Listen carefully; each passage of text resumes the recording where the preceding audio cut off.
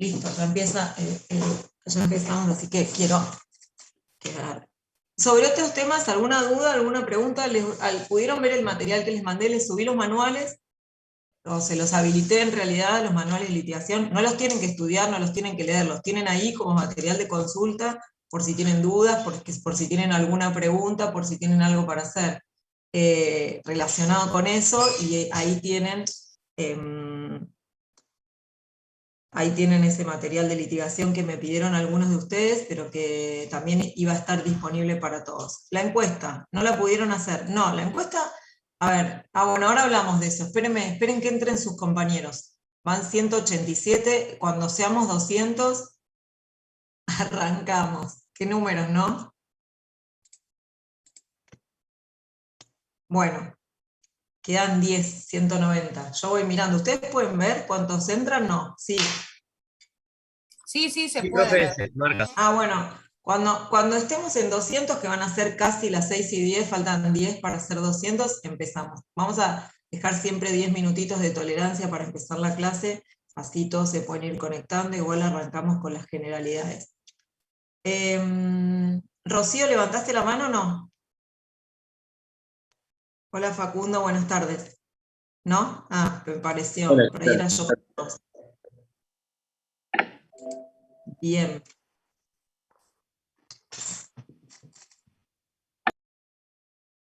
+200, arrancamos la clase.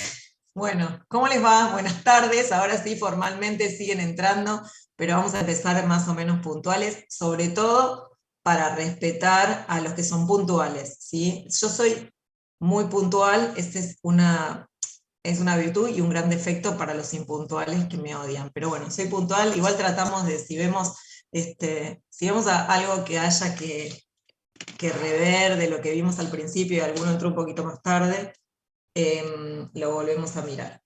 Vamos a grabar la clase para que los que no puedan entrar por temas de conectividad la tengan subida al aula virtual y la puedan ver en algún momento, así que arrancamos con la grabación. Creo que ya está. ¿Ustedes ven si se está grabando? Me tienen que colaborar un poco con la tecnología, chicos. Sí, ya marca que Sí, está grabando. ya está grabando. Perfecto, Sí, está cargando. muy bien. Muy bien. Bueno, vamos a empezar por sus presentaciones y las cosas que fui viendo de eso. Charlamos un ratito de esto, después arrancamos con los temas de la clase. Bueno, gracias por presentarse. A los que ya me conocen de otro curso, saben, acá tenemos a alguien que se está presentando también en este momento, que tiene que entrar a la clase. Entren, después voy a seguir leyéndolos. Entren así, no nos perdemos lo que charlamos. Bueno, como les contaba a sus compañeros que ya estaban tempranito, los leí a todos. Los fui leyendo día a día, ¿no? No es que me los leí los 280 todos juntos, los fui leyendo, fui tomando nota de lo que fueron contando y de sus intereses, y algunas cosas escribí para compartir con ustedes. Igual creo que el muro es un buen ámbito para que ustedes también se conozcan, seguramente hasta para chusmear van leyendo qué escribieron los demás, qué foto pusieron, y está bueno para que ustedes se conozcan. Somos tantos que es un lindo espacio para que en una cursada como esta, que ni siquiera se puede dar de manera presencial, por lo menos sepamos con quiénes estamos compartiendo el espacio. Bueno, no sé si Romina ya entró. Romina nos contó en el muro que trabaja en 3 colegios. ¿Estás por ahí? ¿Ya entraste? No, todavía no. Bueno, después charlamos. Hola Cami, ¿cómo va? Acá estoy la profe de historia, Romina. No sé si se me escucha. Hola Romy, ¿cómo va? ¿3 colegios? Todo bien. Estoy en 3 colegios. O sea que vos tenés sí sobredosis de Zoom, ¿verdad? Sí. Vengo de dar Bueno, clases sí. porque. Sí. ¿Clases Varias de horas. escuela primaria? No, secundaria. Soy profe de historia. Bueno, igual no te envidio nada. Bueno, y 3 colegios, lo bueno de la virtualidad es que no tenés que correr de un colegio al otro ahora. Eso está bueno, sí. Eso está bueno. Bueno, Pero bueno, me llamó mucho la no somos atención, pero tantos en el Zoom de los ¿y qué colegios, clases das? lamentablemente. ¿De qué das clase? Y doy política de ciudadanía, construcción de la ciudadanía, historia, varias materias. Pero bueno, si Varias son muchos materias. alumnos, aunque lamentablemente no hay tantos conectados como acá, pero bueno, eso es una Yo me acabo de dar Lo cuenta que malo. la tuve a Romina. La tuve a Romina en el año 2015, fue un tiempo muy cortito. O 2014 o 2015, José Manuel Estrada. Es Dato de color. verdad, sí. Sí, profe. ¿La tuviste de No puedo profe? creer. Buenísimo. Bueno, tenemos otra asociación también, porque Beatriz cursa con su hijo en esta cursada. ¿Por dónde están? ¿Están ahí? No sé si Beatriz ya entró, pero Beatriz y su hijo cursan juntos, y ella, lo que ella puso que era una alegría y una felicidad cursar con su hijo, lo que no leí era lo del hijo, así que por ahí lo pueden contar ellos si están por ahí, pero me llamó también la atención, se da poco, es la segunda vez en muchos años de profe que tengo de alumnos a una mamá y a un hijo, tuve a un papá y una hija, pero en dos cursos, un curso atrás del otro. Bueno, si después aparece. Bueno, casi todos, lo bueno de la... Ahí Acá subió, está, profe. acá estamos. Agustín, yo soy el hijo. ¿A dónde estás, Agustín? ¿Podés hablar?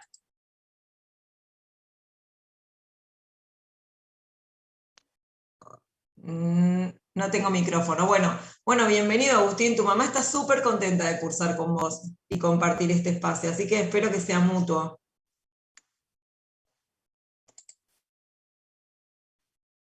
Ahí lo estamos leyendo, Agustín, que está escribiendo. Bueno, me alegra un montón. Espero que puedan compartirlo y lo puedan disfrutar.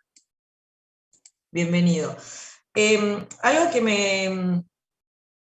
me llamó mucho la atención es que la mayoría de ustedes, muchísimos, pusieron que tenían muchas expectativas en su presentación, y también algunos, varios, también muchos, pusieron que tenían muchas ganas de aprender. Esto como algo muy importante, más allá de las particularidades de cada uno, porque bueno, vi algunos con sus hijos presentándose, con sus familias, algunos que confesaron sus inclinaciones por el derecho privado, que les gustaba más el derecho civil.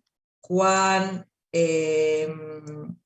Sofía, dijeron que les gustaba más el derecho civil, pero que bueno, también les parecía interesante el derecho penal y aprender un poco en este espacio. Enzo dijo que le parecía súper interesante, pero que no lo ejercería, o sea, ya lo tachó de su lista, y directamente Malén y Lucía dijeron, no me gusta el derecho penal, o sea, directo, bien, claro, vengo acá porque no me queda otra, pero no me gusta el derecho penal, y eso está buenísimo. ¿Por qué? El desafío es poder aprender y juntar herramientas, así que si no nos gusta el derecho penal, tenemos que pensarlo en clave de aprender otras cosas que nos sirvan para formarnos. Esto es un poco lo que les decía el otro día. Aprovechen de este espacio todo lo que no es exactamente ejercer el derecho penal, pero que puede capitalizarse en otras áreas. Hay algo que me llamó la atención. Camila puso en su presentación que estaba muy emocionada por esta cursada. Camila, ¿estás por ahí? ¿Yo, profe? No, vos, Cami, no pusiste que estabas emocionada. Otra Camila. Cami, ¿vos sabés lo que pusiste? ¿A dónde estás, Camila? Por acá. Hola, Cami. ¿Por qué estás emocionada? Lo charlamos también un poco en la comisión, la verdad. Me gustó muchísimo en sí Penal 1 y Penal 2, pero cuando llegué a procesar el penal la padecí, no me gustó para nada. Así que bueno, por ahí es un poco intentar ver qué sale de esto, ver si me termina gustando o no. Igual confieso, me interesa dedicarme a la escribanía, así que nada que ver, pero bueno, uno nunca sabe. Uno nunca sabe. Bueno, yo les cuento en relación a eso. Cuando yo ya se los conté, miren, si me repito es porque estoy vieja, así que avísenme. Si ya les conté algo, dígame, ya lo dijo la otra clase, porque ¿qué pasa? Ya me está pasando algo que yo criticaba de mis abuelos, que me contaban siempre lo mismo. Cuando yo rendí procesal penal, la teoría, no entendía nada. Nada. Y pensé que nunca lo iba a poder hacer. Y me gustaba el derecho penal y no entendí nada, lo que me resultaba tan lejano y abstracto y después me di cuenta que lo podía hacer. una de las claves o de los códigos de este curso es que ustedes no se vayan con la idea de que no lo pueden hacer, de que esto es algo ajeno, es algo inalcanzable desde el punto de vista de sus procesos intelectuales. Todo lo contrario, es muy simple, lo que tenemos es que tratar de entender lo simple que es y poder hacerlo. Así que bueno, me llamó la atención tu afirmación de la emoción, y quería saber por qué era. Es bueno lo que decís. Bueno, seguro vas a tener revancha. Y vos, Cami Curuchaga, ¿no sabés lo que escribiste en el muro? ¿Qué te pregunto? No, porque por ahí me estaba hablando a mí y yo puse que estaba ansiosa de cursar con usted nuevamente. Sí, ya sé. Pero era parecido. Era parecido, no, era la emoción. Profe, yo no pude llenar mis datos porque no sé cómo hacerlo. Quise Bueno, entrar ¿sabés qué? Vamos a hacer una cosa. Yo voy a subir, lo que tenés que hacer es usar el signo más, y arriba de todo tenés 3 puntitos, los picás y ahí te despliega para poder subir la foto o lo que vos quieras subir. Te da la posibilidad en ese lugar. En tu compu tenés que tener una foto tuya y la cargas desde ahí. Genial. Perdón, lo despliega abajo, dice Belén. Me parecía que lo desplegaba arriba. Si quieren, si nos queda un ratito en el recreo, si hacemos un cortecito o terminamos antes, compartimos pantalla y lo mostramos. Bueno, ¿sí? genial, Así gracias. que podés completar. Bueno, Rafaela, ¿estás por ahí? Sí, acá estoy. Hola Rafaela, ¿cómo estás? Hola, ¿todo bien?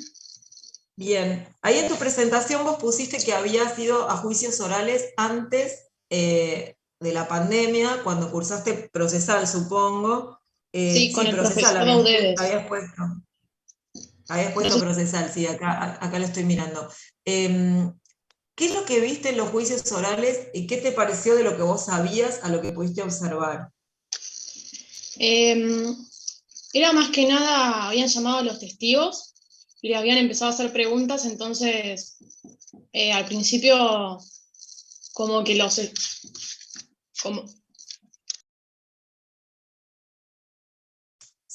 Se cortó, Rafaela salió, no sé si...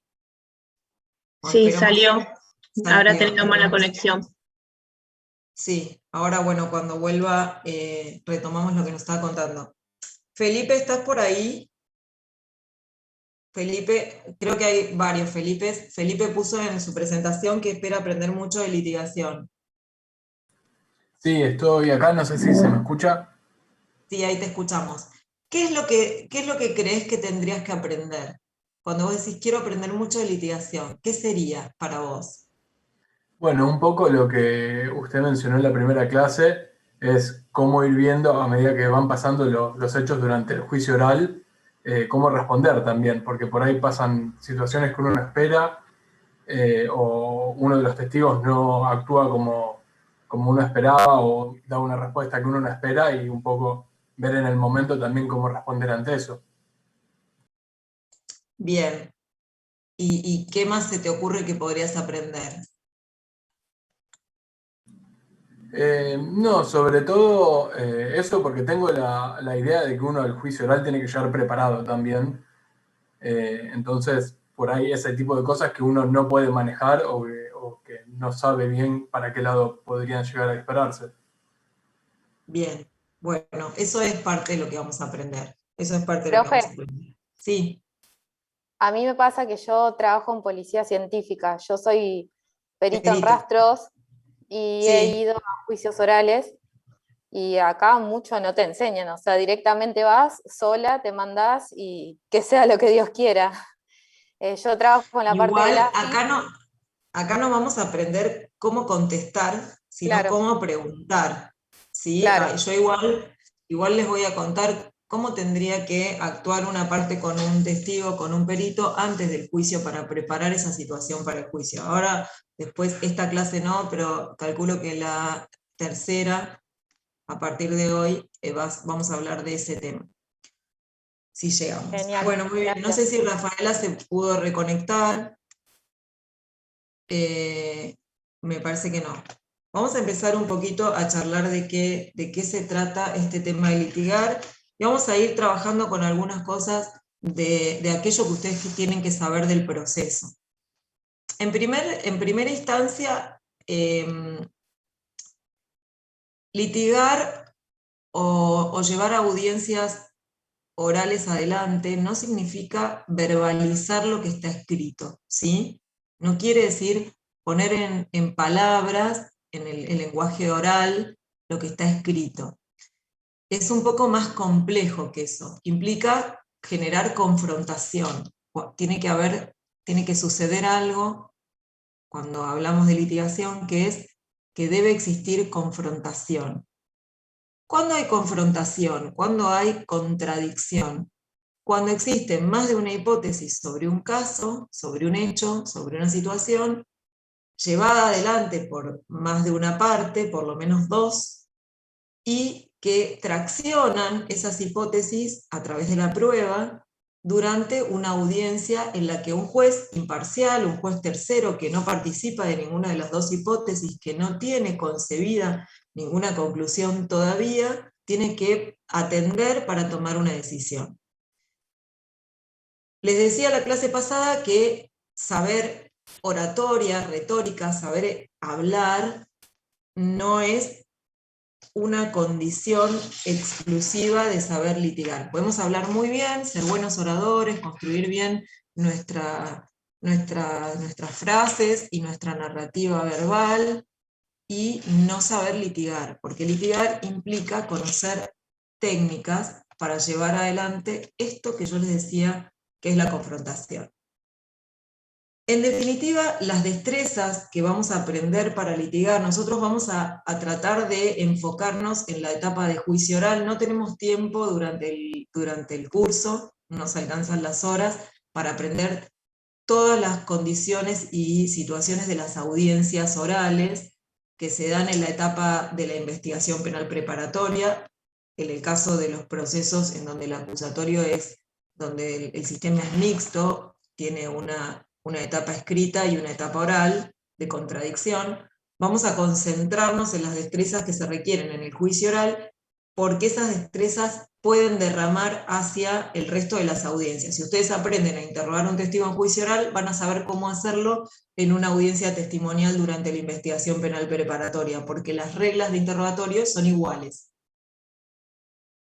Cuando nosotros hablamos de las herramientas para litigar en forma oral, nos referimos a herramientas de comunicación. El juicio es el ámbito del juicio, el ámbito de la audiencia, aunque no sea una audiencia de juicio, en la medida que sea una audiencia oral de contradicción, requiere de herramientas de comunicación. Es una comunicación técnica, es una comunicación específica. Debemos concentrarnos hacia obtener o lograr un objetivo en esa audiencia, pero esas formas de comunicación van a ser esencialmente dos durante las audiencias, y ahora voy a ir refiriéndome siempre a las audiencias de juicio oral, porque les vuelvo a repetir, son las que tienen mayor complejidad. La primera forma de comunicación que vamos a usar y que tenemos que aprender a desarrollar es la del discurso. En los alegatos, tanto en el inicio de las audiencias de juicio como en el final, en las que el abogado realiza una locución que tiene determinado contenido, lo que en definitiva hace es hacer un discurso. Ese discurso tiene contenido técnico, tiene una estructura específica y tiene una técnica para su integración también. Pero habla el abogado, se dirige al juez o al jurado y hace ciertos planteos, comunica ciertas cuestiones que le son de interés. El abogado va a ser, en el caso de la acusación, el fiscal o el particular damnificado, o sea, el abogado representante del particular damnificado, o en algunos lugares, el abogado de la víctima.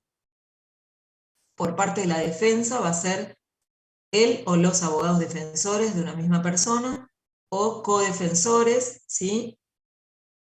O defensores con intereses contrapuestos, o sea, que defienden los intereses de distintos acusados que tienen intereses confrontados, que tienen intereses distintos en el juicio, que puede ser porque se acusan mutuamente o porque relevancia de uno para ese caso implica o sostiene la implicancia del otro. ¿Sí? Vale decir, si uno de los dos queda liberado de la situación de la acusación, el otro quedaría implicado. En determinados casos esto sucede así. No son las reglas, estoy hablando de ejemplos en donde podemos encontrarnos con un conjunto de abogados que van a realizar estos discursos o alegatos.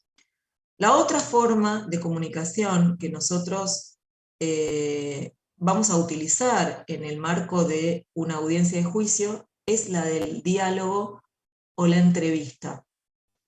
La forma de la entrevista se ve materializada en lo que conocemos como interrogatorios. Nosotros, cuando le hacemos preguntas a un testigo, a un perito o a un intérprete durante el juicio, lo que hacemos es entrevistarlo. Esa entrevista es una entrevista que tiene, nuevamente, particularidades técnicas. Se sienta el testigo, el perito, el intérprete frente al juez o frente al jurado, y el abogado le hace preguntas que esa persona responde. Eso es lo mismo que hace un periodista cuando hace una entrevista. El periodista pregunta, el entrevistado responde. El marco, el contexto es otro, la situación contextual es distinta, y la técnica para realizar esas preguntas también es diferente, pero no deja de ser un diálogo en donde la situación comunicacional es esa, la entrevista. Entonces, en primer caso tenemos un discurso, alegatos de apertura y de clausura se llaman en la técnica de litigación. Recuerden que nosotros vamos a aprender, las técnicas básicas de litigación. O sea, el objetivo de este curso, que ustedes se vayan de la facultad sabiendo que estas técnicas existen, cuáles son y cuáles son su contenido básico estructural. Si el día de mañana van a litigar, van a ir a profundizar.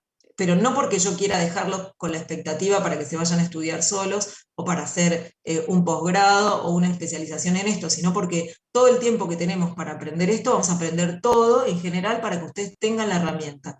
Y después, el día de mañana, o se especializarán o vendrán a consultarnos si necesitan algo más para profundizar en estas cuestiones. Pero necesitamos que se vayan con el panorama, con el mapa completo y con el mapa completo del juicio para que sepan de qué se tratan estas técnicas. Tienen el alegato de apertura, que es la primera forma discursiva, en donde ustedes le presentan el caso al juez.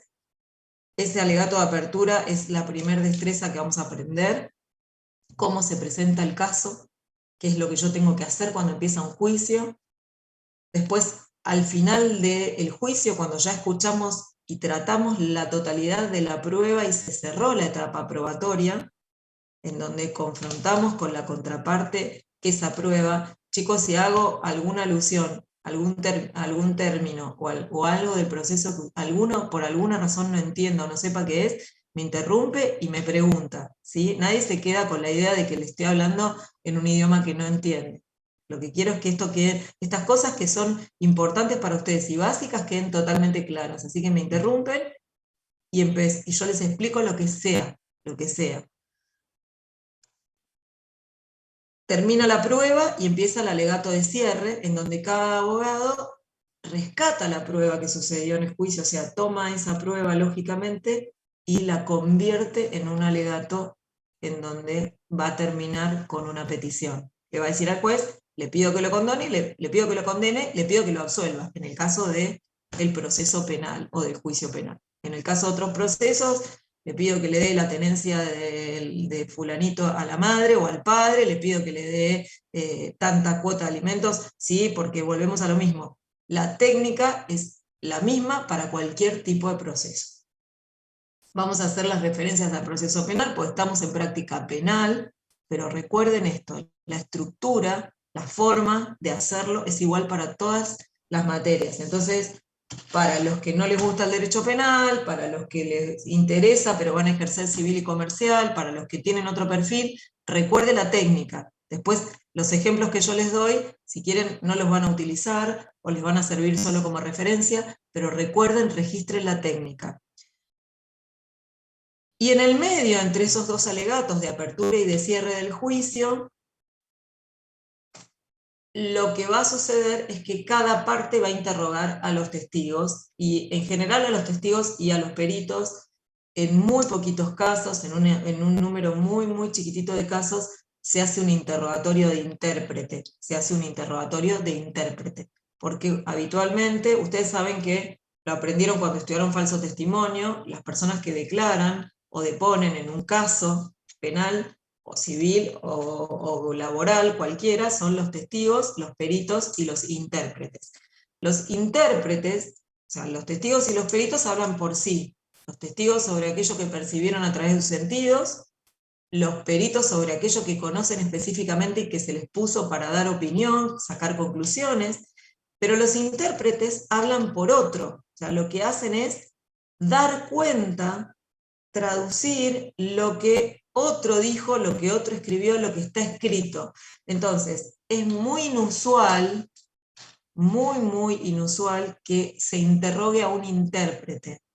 Se interroga al intérprete en general cuando, y esto en juicios muy sofisticados, cuando aquello sobre lo que se interpreta es algo que genera discusión, por ejemplo, la traducción de un escrito con una lengua muerta, en donde el intérprete tiene una traducción o una interpretación sobre lo que dice ese escrito antiguo, y hay otro que entiende que dice otra cosa, porque el contexto, la interpretación, la época en que se escribió y demás, existe una confrontación de esas personas acerca de la traducción, y ya pasaría a ser un interrogatorio más similar al del perito, donde se les pregunta acerca de cómo llegan a la conclusión de que eso que están interpretando es una cosa o la otra. Por eso les digo, es muy específico y inusual que se interrogue a un intérprete. Yo solamente participé una vez en muchos juicios orales durante muchos años, una vez del interrogatorio de un intérprete de lenguaje sordomudo, y porque había dificultad en la comprensión de la persona que estaba declarando. La persona que tenía, que era sordomuda, no conocía el lenguaje de señas, entonces hubo que interrogar al intérprete sobre esa cuestión puntual, ¿sí? Pero es muy inusual. Una vez en 20 años de litigio, con lo cual, para que se den una idea, no es algo que suceda, pero puede pasar. El primer interrogatorio se llama interrogatorio directo. El directo es el interrogatorio o examen directo. El directo es el interrogatorio que se hace a los propios testigos, ¿sí? Interrogamos a los testigos que nosotros presentamos. Cuando hacemos el interrogatorio directo o el examen directo, esos interrogatorios se realizan con preguntas abiertas. Igual les cuento esto, vamos a ver cada destreza, una destreza por clase, ¿sí? Vamos a ver cada destreza por clase. Estoy haciendo un pantallazo de lo que vamos a ver en la totalidad para entender de qué se tratan las técnicas. El interrogatorio directo supone preguntas abiertas solamente. Preguntamos a los testigos que llevamos al juicio, nosotros como testigos de parte, y les preguntamos con preguntas que empiezan con qué, cuándo, cómo, dónde, quién, por qué. Esas son preguntas abiertas. Declara el testigo y el abogado solo pregunta abierto. ¿Cómo conoce o por qué está en este lugar sentado? Y la víctima, el testigo, el imputado empieza a desarrollar su declaración. Yo me levanté ese día a la mañana, me di una ducha, tomé el desayuno, salí a la calle, bla, bla, bla, bla, bla, bla.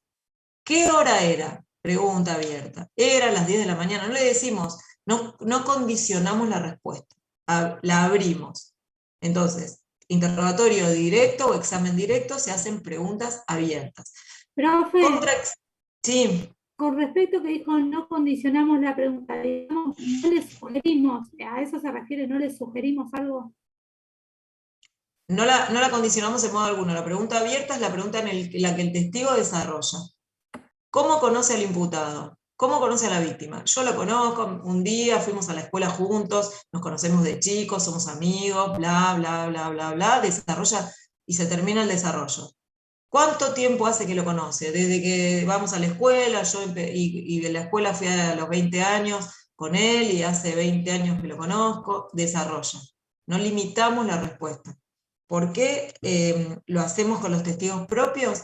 Porque cuando llevamos un testigo al juicio ya sabemos lo que el testigo va a declarar, porque ya lo entrevistamos con esos testigos, con esa prueba preparamos nuestro caso. ¿Bien? O sea que nosotros cuando le preguntamos a un testigo que llevamos al juicio de dónde conoce al imputado o de dónde conoce a la víctima, ya nos lo dijo en privado.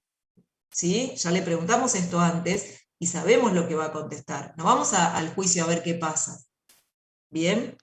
Cuando veamos igual, al abordar en específico interrogatorio directo o examen directo, vamos a ver cómo se prepara el testigo para el juicio, ¿sí?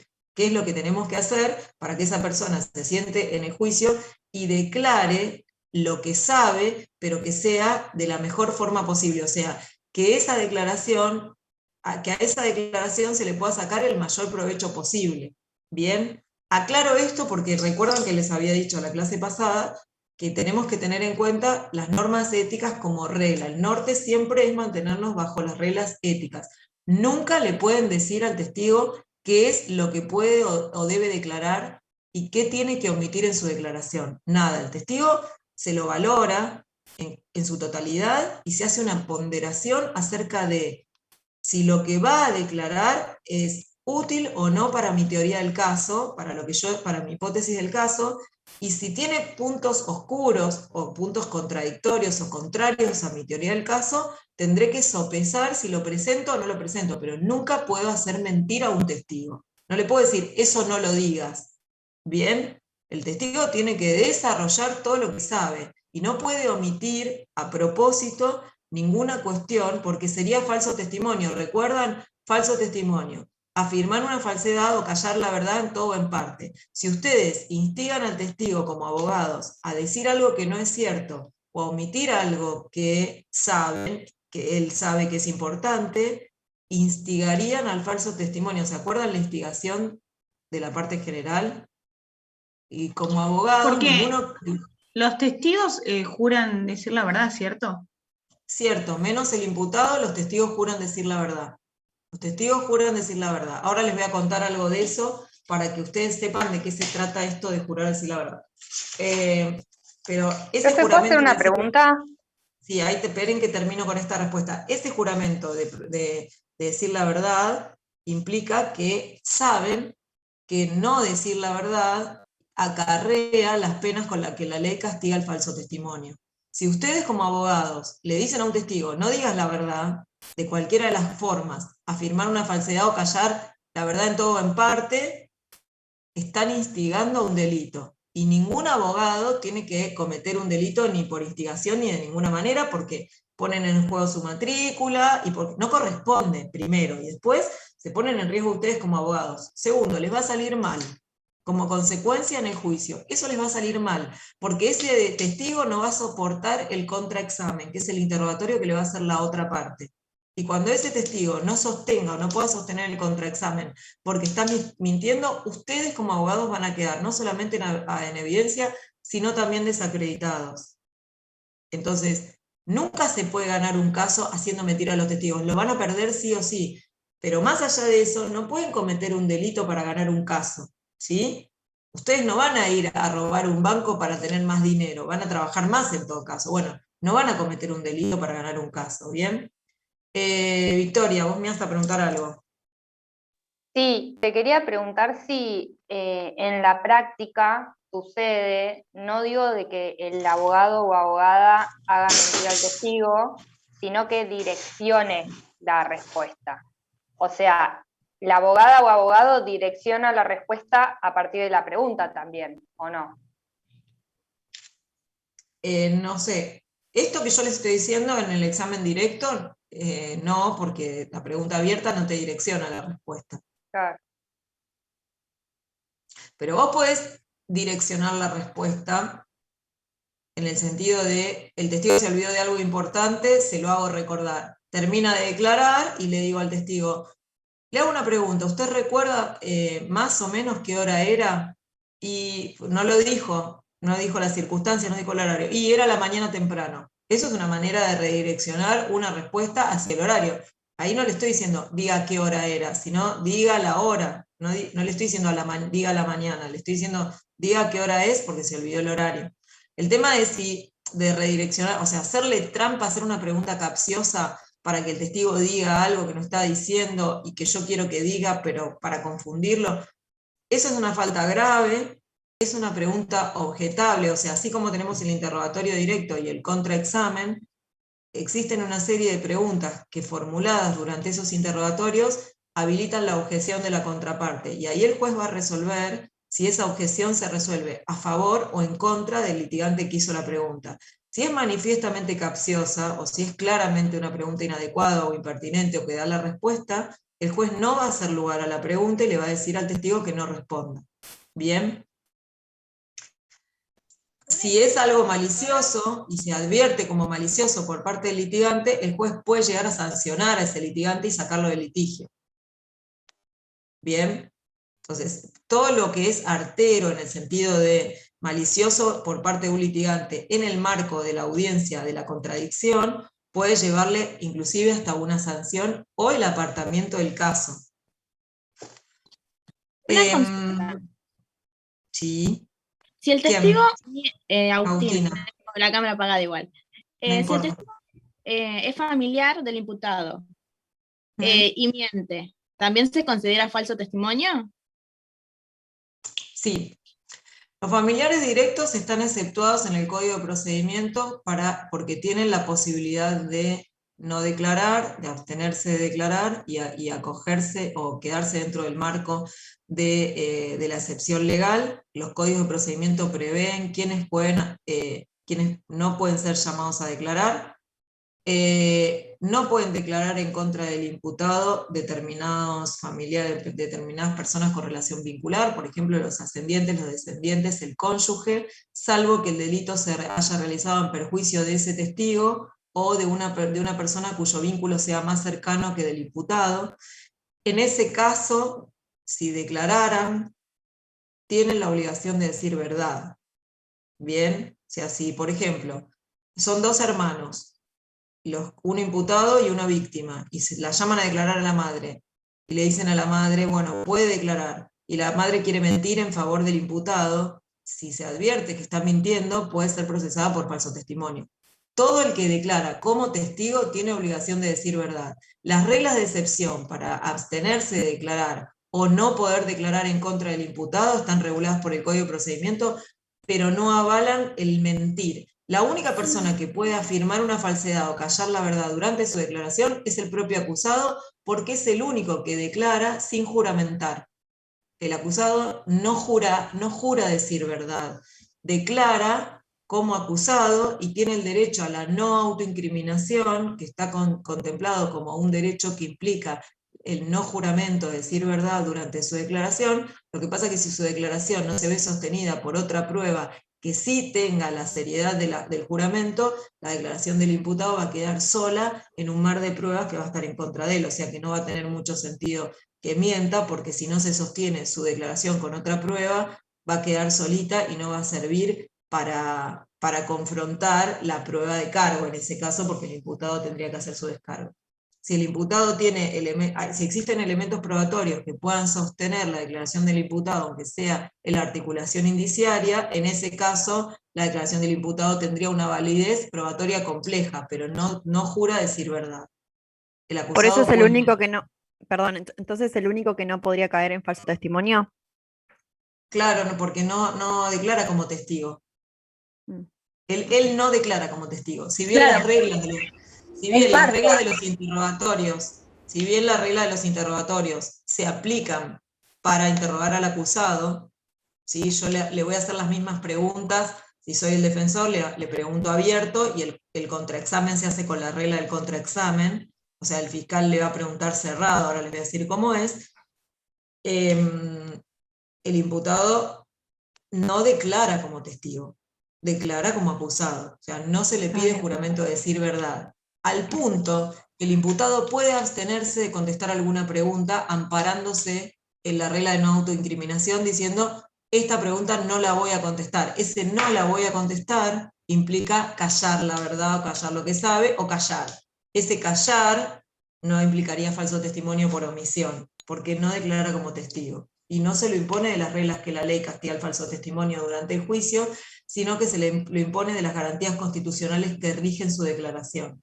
Esto es, tiene derecho a no declarar, y si declara va a ser interrogado por las partes, pero tiene derecho a no declarar contra usted mismo, aunque eso implique no decir la verdad. Eso no se lo va a decir el juez, pero es aunque no implique no decir la verdad.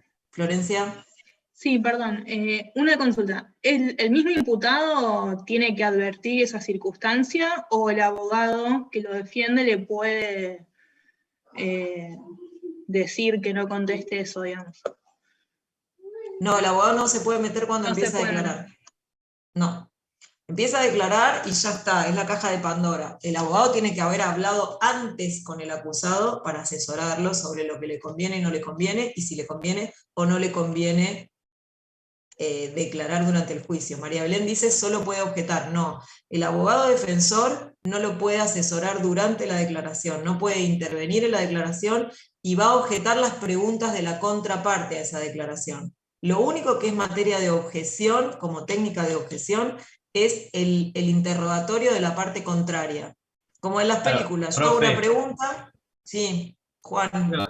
Una consulta, eso iba a preguntar. Después que el imputado declara, la parte que acusa tiene derecho a hacerle un interrogatorio también, ¿no? Exactamente. Y ahí se puede objetar.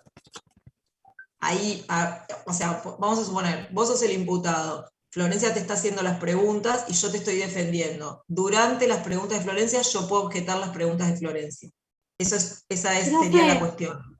Esperen un cachitito, espérame Sabri, espera. Ahí va. Entonces, lo que se objetan son las preguntas. El juez puede hacer lugar o no hacer lugar a la objeción. Lo que vos tendrías derecho a hacer durante esas preguntas, que no lo tienen los testigos, es de contestar: me voy a abstener de declarar esta pregunta, me acojo a mi derecho constitucional de negarme a declarar sobre este tema.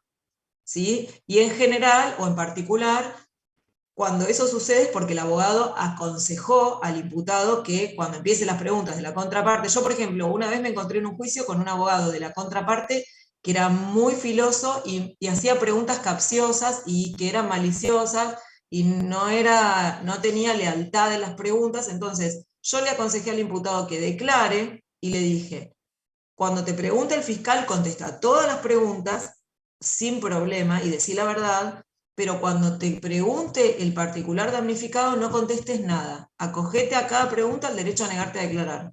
Y así lo hizo. Y el particular damnificado le decía al juez, no, pero hizo uso de la palabra, hizo uso del derecho a declarar, y el juez le decía, tiene derecho a negarse a declarar en todo o en parte, porque no está declarando en forma juramentada, ¿sí?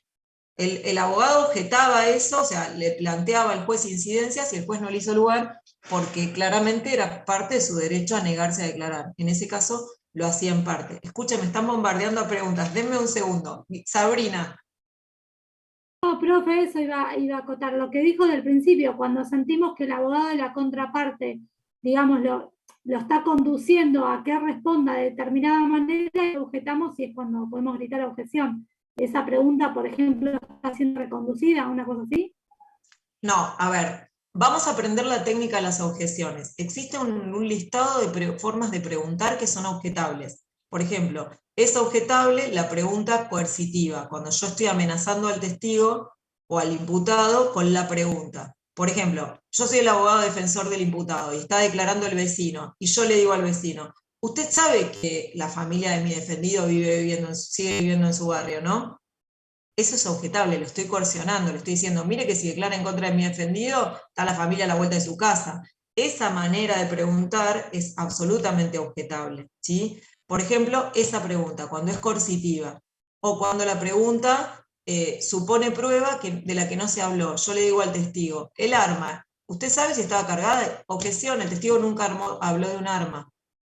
Está asumiendo prueba de la que el testigo no habló.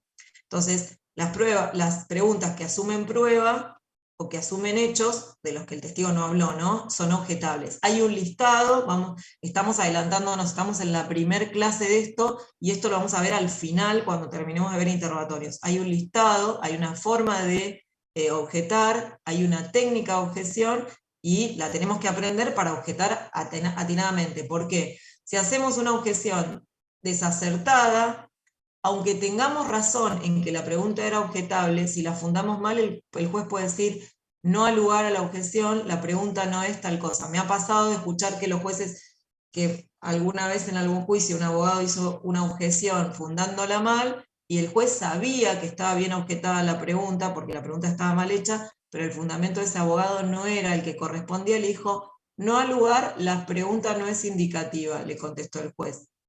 Era una pregunta compuesta, era objetable, pero fundó mal el abogado la objeción, lo dejaron, no le hicieron lugar y el testigo tuvo que contestar.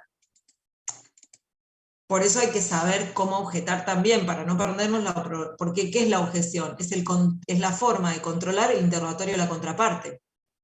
La única manera que yo tengo como abogado de controlar al otro en su interrogatorio para que las preguntas sean justas, para que el producto de ese interrogatorio sea saludable para el juicio y poder controlar ese interrogatorio, es objetando. Si yo no sé objetar, no me van a hacer lugar y el testigo, el perito, el que sea, va a tener que contestar. ¿Sí? Esperen que tengo algunas preguntas en el chat. A ver, voy arriba. Testigo se puede preparar. A ver, a los testigos propios al defendido se los puede preparar antes del juicio para el contraexamen. ¿Cómo pueden ser las preguntas que van a hacer? La respuesta es sí, Agustina. Vamos a ver eso cuando veamos contraexamen.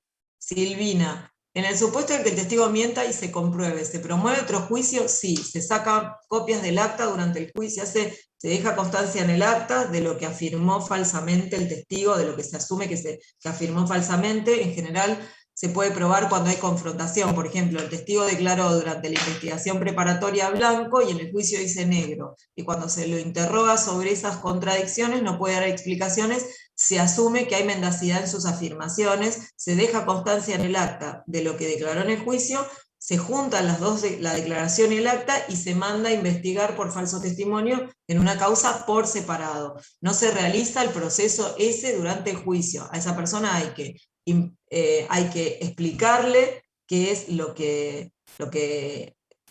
que se lo está acusando, cuál es el alcance, se tiene que poder defender, tiene que tener un abogado que lo asesore, se empieza un proceso de cero por falso testimonio, por el delito de falso testimonio.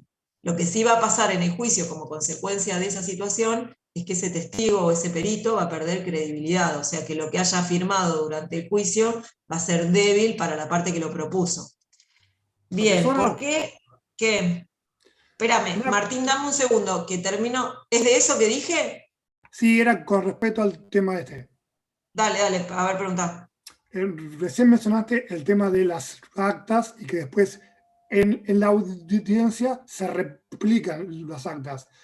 ¿Qué pasa cuando un testigo no reconoce lo que supuestamente afirmó en esa acta en la IPP? Te comento. Hay una técnica de contraexamen Bien. Hay una técnica de contraexamen que es muy compleja, pero que se aplica para confrontarlo con esa declaración y poner en evidencia que lo que está haciendo es negar algo que sabe que dijo. Claro, porque el testigo, en el juicio que yo fui, al final no reconocía la firma en el acta porque afirmaba ser analfabeto. Bien, o sea, hay que verificar, por ahí sí era analfabeto y alguien le había hecho la firma, por ahí estaba mintiendo y hay que confrontarlo con esa declaración y confrontarlo con el cuerpo de la declaración y en todo caso pedir una pericia caligráfica para ver si efectivamente la firma la hizo él o la hizo otro. Perfecto, gracias. Vuelvo a las preguntas del chat. ¿Pero por qué le respondió todo al fiscal y no al abogado particular damnificado si van en busca de lo mismo? María Eugenia, en el juicio que yo hice, el fiscal era objetivo y las preguntas que hacía tenían que ver con el caso. El particular damnificado solo quería contaminar el caso. Entonces las preguntas que hacía no tenían que ver con el caso, sino que tenían que ver con un interrogatorio para el público. O sea, él interrogaba para ponerse en una posición él mismo como abogado frente al público. Entonces las preguntas eran personales, tenían que ver con descalificar al imputado, fue un caso de homicidio culposo, entonces había muchas cuestiones que no estaban bien que se contestaran y se preguntaran, y la mejor forma de frenarlo para que no avanzara en una forma agresiva fue que el imputado no le contestó a él. Al fiscal le contestó porque en realidad en este caso en particular, el fiscal y el abogado particular del particular damnificado no buscaban lo mismo de ese interrogatorio. Por eso al particular damnificado no le contestó. Habitualmente se les contesta. Si el imputado abre el juego y declara, contesta preguntas. En este caso en particular, lo conté como ejemplo, fue una excepción, pero puede pasar que se decida que no conteste ciertas preguntas, que fue en el caso las que hizo el particular damnificado. Carmen, cuando un testigo responde a las preguntas y se detecta que es el autor del delito, ¿qué sucede? Bien. Si se está autoincriminando, ¿qué es lo que puede suceder? O sea, cuando empieza el testigo a declarar y se nota que empieza la autoincriminación, o lo advierte el juez o lo advierte la parte, se le imponen al testigo, se lo impone de la situación autoincriminatoria en la que está incurriendo, se le dice que tiene que cesar en su testimonio, puede que se deje sin efecto a los fines de ese juicio y se lo aparte del plexo de testigos para que declare durante el juicio. Puede ser que termine su declaración si aclara alguna cuestión vinculada a lo que está diciendo. Hay que ver qué es, en qué consiste la autoincriminación. Concretamente, nadie puede autoincriminarse en una declaración, eso violaría el derecho de defensa en cuanto a la prohibición de autoincriminación, y hay que imponerlo de los derechos que lo asisten en el caso de autoincriminarse para que pueda abstenerse de declarar en esas cuestiones. No sé si fui clara, María Eugenia, pero es una de las situaciones complejas. Sí, Profe, Manuel. ¿me escucha? ¿Sí? Sí, es el caso que acaba de decir usted, es el caso de Mangieri, que entró como testigo y terminó como imputado. Bueno, ahí hubo otra situación. A veces el problema es, a ver, el otro día justo discutí este tema y les puedo contar un poquito más teóricamente. Cuando hay una persona que asiste a un hecho, que es parte de un hecho de alguna naturaleza, estamos hablando ya en el contexto de la investigación, porque el caso de Mangieri fue en la etapa de instrucción que esto sucedió. Entonces, vamos a suponer, yo estoy con Alejandra, ¿sí? Estamos con Alejandra en un lugar, de golpe aparece una persona, le pega 3 tiros a Alejandra. O a mí, me pongo yo por ver a Alejandra, porque si no, me pega 3 tiros a mí. Alejandra estaba ahí, la van a llevar como testigo, ¿sí? En principio, es lógico que le inviten a Alejandra a declarar como testigo si estaba conmigo en esa situación. Ahora, ¿qué pasa si durante la declaración Alejandra empieza a indicarle al investigador que estaba de acuerdo con la persona que me entró a matar? O sea, en su declaración habla, y de alguna manera el investigador entiende que ella estaba de acuerdo con el que entró y me pegó los 3 tiros. En ese caso, yo no puedo decir, no existió la declaración de Alejandra, no fue testigo, no está, porque estuvo declarando y, bueno, en algún momento se empezó a autoincriminar. Lo que debe hacer la persona que está recibiendo la declaración a Alejandra es hacer cesar en ese momento la declaración, cortarla, decirle a Alejandra que tiene que ver a un abogado, ver si existen elementos independientes a la declaración de Alejandra que la vinculen con el hecho, o sea, que suprimiendo su declaración testimonial, igual ella estaría vinculada con el homicidio, la tentativa de homicidio. Si no existen,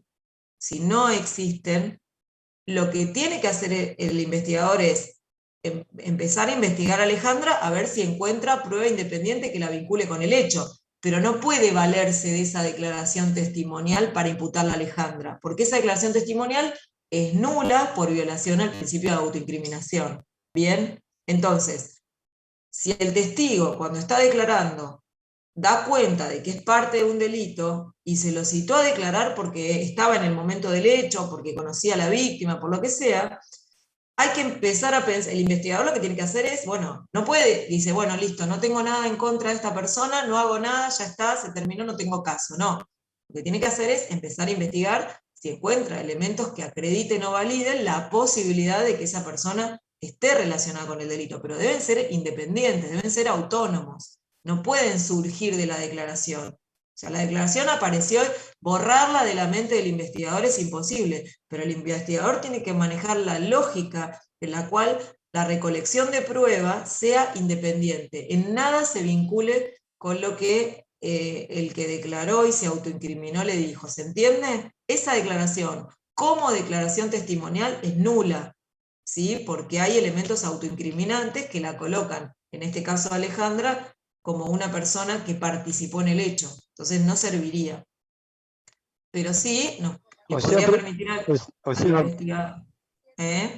o sea, profe, que tiene que buscar elementos que están afuera para conectarlos con lo que están adentro, algo así. No. Tiene que buscar prueba independiente, que tenga peso suficiente como para ver si puede o no acusar a esa persona del delito del que está investigando. ¿Sí? Para vincularlo con el hecho, con la muerte mía, por ejemplo, pero no con la persona que declaró. Si encuentra algo que se relaciona con esa persona, lo traerá al proceso e imputará a esa persona. ¿Bien? Bien. Si el fiscal defiende los intereses de la comunidad, el abogado particular damnificado de su defendido, ¿no van a lo mismo? Martín, me parece que ya la contesté. ¿Sí? El particular damnificado defiende los intereses de quien representa en el juicio, y el fiscal defiende los intereses de la comunidad o de la sociedad, pero siempre están relacionados. En general, la mejor estrategia de acusación es la unificación de objetivos, porque se hacen más fuertes y trabajan juntos. Ahora, puede darse que el fiscal pretenda una cosa y el particular damnificado pretenda algo diferente. Igual pueden coexistir en el juicio. ¿Sí? Básicamente porque el fiscal tiene deber de objetividad, porque el fiscal tiene la representación de la sociedad y porque el particular damnificado representa los intereses de quien lo presentó como abogado particular damnificado en el caso, ya sea la víctima, sus padres, etc. O sea, hay una diferencia que permitiría que apunten a cuestiones distintas durante el litigio. ¿A quienes llaman para ser testigos se pueden negar? No, no se pueden negar, pero el testimonio tiene el falso testimonio tiene una característica. Recuerden, cuando estudiaron el delito de falso testimonio y de abstención de declarar, son dos delitos distintos que están en los delitos contra la administración pública. El falso testimonio protege. No les voy a preguntar si alguien se acuerda, porque si el que no se acuerda cursó conmigo, penal 2, estoy para irme enojadísima. Se los voy a recordar yo. El falso testimonio protege que el juez no tome una decisión equivocada. ¿Sí? ¿Por qué la persona no tiene que mentir en el juicio? Para no colocar al juez en situación de tomar una decisión que sea injusta, ya sea en contra, a favor del imputado, no importa. Le da información, el testigo que afirma falsedades, o no le da información que lo colocan al juez en la posibilidad del error. El que se abstiene de declarar no lo pone al juez en esa situación, no le aporta ni le niega nada. El que no va a declarar dice, bueno, me empaqué, no quiero decir nada. Pero usted tiene la obligación de declarar, sí, pero no voy a decir nada. No, pero usted viene a este juicio, este testigo tiene que declarar. Sí, pero no voy a decir nada. Esa persona no comete falso testimonio, porque el bien jurídico protegido, que es no desviar una correcta decisión del juez, no se va a ver afectado por alguien que decide no aportar nada a ese caso. Pero profe, los testigos. Espérame, Tamara, déjame. Espera que termino la explicación y ahí me preguntas.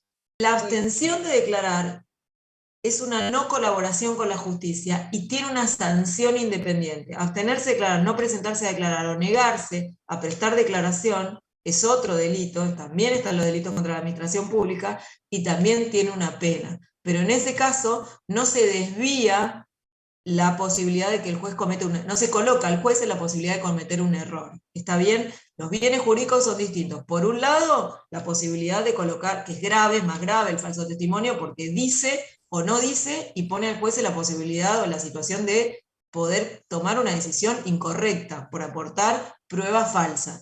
En el otro caso no colabora con la justicia, no le suma ni le resta, no colabora, también tiene una sanción. Ahora sí, Tamara, pregunta. No, profe, ahora ya entendí, porque los testigos que se proponen es en lo civil, claro. Okay. No, igual los testigos en lo civil también cometen falso testimonio, ¿eh? Bueno, pero digamos que si lo propone una de las partes, generalmente es porque ya tuvo conocimiento de que ese testigo está dispuesto, no es lo mismo que en el derecho penal. Bueno, igual, vamos a suponer que va el testigo a la audiencia civil de absolución de posiciones, le ponen el pliego de preguntas, empiezan a preguntarle y dice no contesto nada, estaría en la situación de negarse a colaborar con la justicia, de todas maneras, aunque haya sido propuesto por una parte. Y si miente durante esa absolución de posiciones, afirma falsedades o niega o calla la verdad, también comete falso testimonio. Digamos, los delitos de contra la administración de justicia son equivalentes para cualquier fuero. En el fuero penal tienen otro impacto por los bienes jurídicos que están por lo que se pone en juego en un proceso penal, pero no significa que en el proceso civil no haya o la falta o ausencia de colaboración con la justicia por un lado o el falso testimonio por el otro. ¿Sí? Profe, sí. Usted dijo que le preguntemos tonterías un día que no era. O sea, la obligación entonces de declarar es una carga pública, es considerada porque si tiene pena o no. Es una carga pública. Declarar, presentarse a declarar es una carga pública, ¿sí? Al punto que ciertos funcionarios públicos, que por su condición, por su estatus de responsabilidad pública, pueden no presentarse, tienen la obligación de declarar por escrito. Por ejemplo, el presidente de la Nación, ¿sí? Es una carga pública. Todos los ciudadanos tienen la obligación de presentarse a declarar como de ir a votar, ¿sí? O sea que tienen que presentarse. Si no se presentan, el Estado los puede llevar a declarar por la fuerza pública, ¿sí? Es declarado en rebeldía, ¿no? ¿O no? El testigo no es declarado en rebeldía es declarado el acusado, ¿sí? Perdón. En rebeldía, ¿por qué? Porque el acusado debe estar a derecho, estamos haciendo un montón de temas, pero igual les contesto. No, está bien, vamos, mientras no nos corramos mucho para que yo les pueda terminar de contar lo que les iba a explicar hoy, vamos. El imputado tiene obligación de estar a derecho, ¿por qué? Porque nosotros en nuestro sistema jurídico no tenemos juicio en ausencia, ¿sí? O sea, que para juzgar a una persona debe estar presente en el juicio, en el proceso. Puede estar presente porque esté el cuerpo presente, se sentó en el juicio y escuchó la prueba, o puede delegar algunos actos en la representación de su abogado defensor. Por ejemplo, se escucha la apertura del juicio, se escucha la acusación y el imputado y el defensor le transmiten al juez que va a hacer uso del derecho a ausentarse y quedar representado por el abogado defensor. Eso puede suceder. ¿Cuándo? Durante la prueba. Después, porque el imputado, el acusado, entiende que el abogado defensor va a controlar la prueba y que no es necesario que él esté ahí presente. Después, tiene que estar presente nuevamente para el alegato porque es donde se formaliza la acusación final, y para la defensa, y tiene que decir, tiene un derecho a la última palabra. En esos casos, la presencia o no del imputado física no implica que el imputado no esté disponible permanentemente para el proceso. En algunos casos, el imputado, el acusado, se mantiene en libertad durante todo el proceso, ¿sí? El imputado llega a la causa, lo indagan, le toman declaración, le toman los datos personales, le hacen el fichado, bueno, todo el tramiterío propio de involucrarlo en un proceso penal, fija domicilio, se verifica su domicilio, y en ese domicilio les van llegando las notificaciones de lo que va sucediendo en el proceso, desde el principio. Si estando en libertad y no sujeto a una medida coercitiva, por ejemplo, no fue excarcelado, siempre estuvo en libertad durante el proceso, porque si fue excarcelado, tiene una restricción, que es, no puede ausentarse durante el periodo que el juez fije del domicilio, ¿sí? Entonces, si el juez lo cita y no está, y manda a un policía a verificar si está, no está, el juez puede revocar la libertad que le concedió, revocar la excarcelación y dictar su captura. ¿Bien? Bien, en ese caso se le dicta captura. ¿Por qué? Porque tiene una restricción a la libertad que está relacionada con el beneficio que le concedió la libertad. Ahora les explico un poquito más eso para que lo entiendan mejor. En el caso en el que el imputado pasa todo el proceso de libertad, o sea que en ningún momento es detenido, no lo excarcelan, no le dictan una exhibición de prisión, que son los dos institutos por los que se lo puede liberar inicialmente, o mantener en libertad, o excarcelar o liberar, el imputado tiene la obligación de estar a derecho todo el tiempo. En ese caso, si se ausenta o muda de domicilio sin dar aviso al juez, le dicta la rebeldía. insertan su rebeldía, que es distinta a la captura, porque la rebeldía es traerlo por la fuerza pública, implica o tiene como consecuencia llevarlo ante el juez por la fuerza pública para ponerlo a derecho, que fije domicilio y vuelva a su situación de libertad, porque no estaba detenido ni bajo una restricción liberatoria. ¿Bien? ¿Está? ¿Se entiende, Alejandra, entendés la diferencia? Sí, sí, lo que no entendía es la diferencia con el testigo. O sea, si el testigo Al también... testigo se le puede pedir un paradero, ¿sí? Se le ¿Y cuáles inserta son las otro instituto, consecuencias que de no lo declarar? no lo encontramos al testigo, insertamos un paradero, para que en donde, por ejemplo, el testigo vaya a votar, o el testigo aparezca en una repartición pública, y esté activo ese paradero para poder ubicarlo para el proceso. Pero la rebeldía y la captura son exclusivas del acusado. Y cuando en Bien. el caso que no quiero declarar, como decía usted. Lo puedo ir a buscar con un policía, lo manda a buscar el fiscal o el juez con un policía, lo lleva en patrullero a declarar, lo sienta ahí, el testigo puede optar por hablar y contar lo que sabe, o decir no voy a declarar.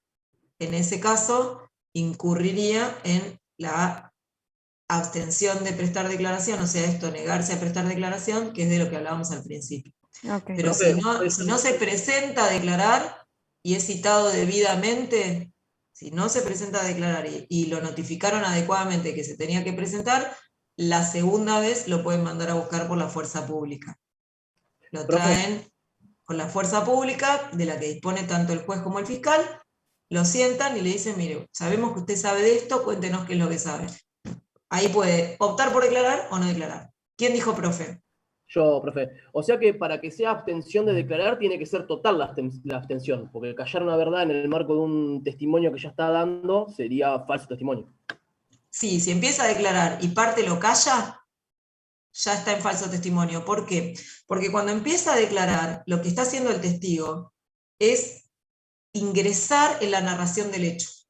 Si omite decir parte de eso, le está omitiendo información al juez, que es importante.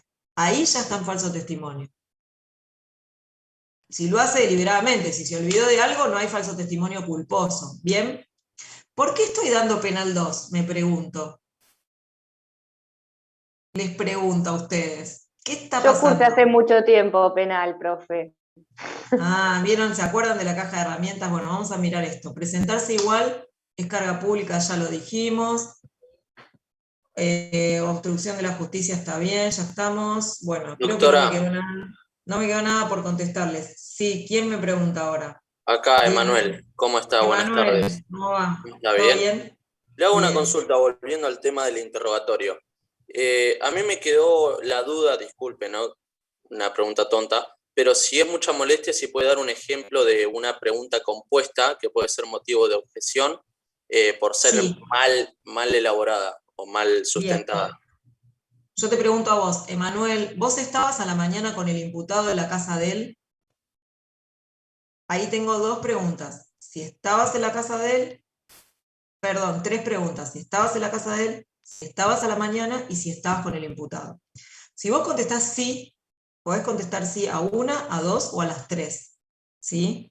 Cuando hacemos contraexamen, que es cuando se hacen preguntas ahora, cuando se hacen preguntas al testigo de la contraparte, la buena técnica indica que hay que hacer una pregunta por punto, para evitar primero la objeción de la pregunta compuesta. ¿Entendés por qué esa es compuesta? Es súper sencilla esa, a veces hay otras. El arma que usted vio, estaba cargada. Usted vio un arma que estaba cargada, son dos preguntas, si vio un arma y si estaba cargada. ¿Sí? Podríamos traer fácilmente muchas preguntas compuestas. Esas implican dos respuestas. ¿Cuál es la correcta técnica? Señor, usted dijo que estaba en el lugar del hecho. ¿Usted vio un arma? Sí. ¿El arma que usted vio estaba cargada? No sé. ¿O sí o no? Dos preguntas, respuestas distintas. Yo digo, ¿usted vio un arma que estaba cargada? La persona dice sí, y tal vez está contestando solamente que vio un arma. Y el estaba cargada se lo metí yo en el medio de la pregunta. Habitualmente esas preguntas después generan confusión. Lo mejor es preguntar, pero ¿quién hace esa pregunta? Vamos a suponer que el fiscal está un poco débil con la prueba y quiere que el testigo diga que el arma estaba cargada y sabe que el testigo vio el arma. Entonces le hace la pregunta sin pensar, ni siquiera maliciosamente, le dice, ¿usted vio un arma que estaba cargada? Y el testigo dice, sí. Objeción. Es una pregunta compuesta, no sabemos si lo que vio es un arma o si lo que vio es un arma cargada. Son dos preguntas distintas. Entonces el fiscal le dice al juez, al lugar a la objeción, repregunte, ¿usted vio un arma? Sí. ¿El arma que usted vio estaba cargada? No tengo idea, no vi si estaba cargada. No es la misma respuesta. ¿Se entiende? Por esa razón es objetable la compuesta. Profesora, Igual, con respecto a ese tema. Sí, esperen. Stop para que yo siga dando la clase y después me hacen preguntas. Igual, escuchen, tenemos todo el año para aprender esto. Ustedes lo quieren aprender todo hoy. Esperen. La otra forma de interrogatorio. Sí, los veo que estamos con motivación. Pregunta abierta o cerrada, ¿cómo son? Ahí voy. La otra forma de interrogatorio. Me encanta además que estén con emoción, porque me dan más ganas. Es como, a mí también me dan muchas ganas de contarles todo. Pero déjenme que termino con los interrogatorios. Contraexamen, la técnica que me falta. Es el interrogatorio del testigo de la parte contraria, ¿sí? ¿Qué supone esto? Que ese testigo ya declaró en el directo, lo sentó la parte contraria, lo hizo declarar en el directo, no importa quién es la parte contraria. En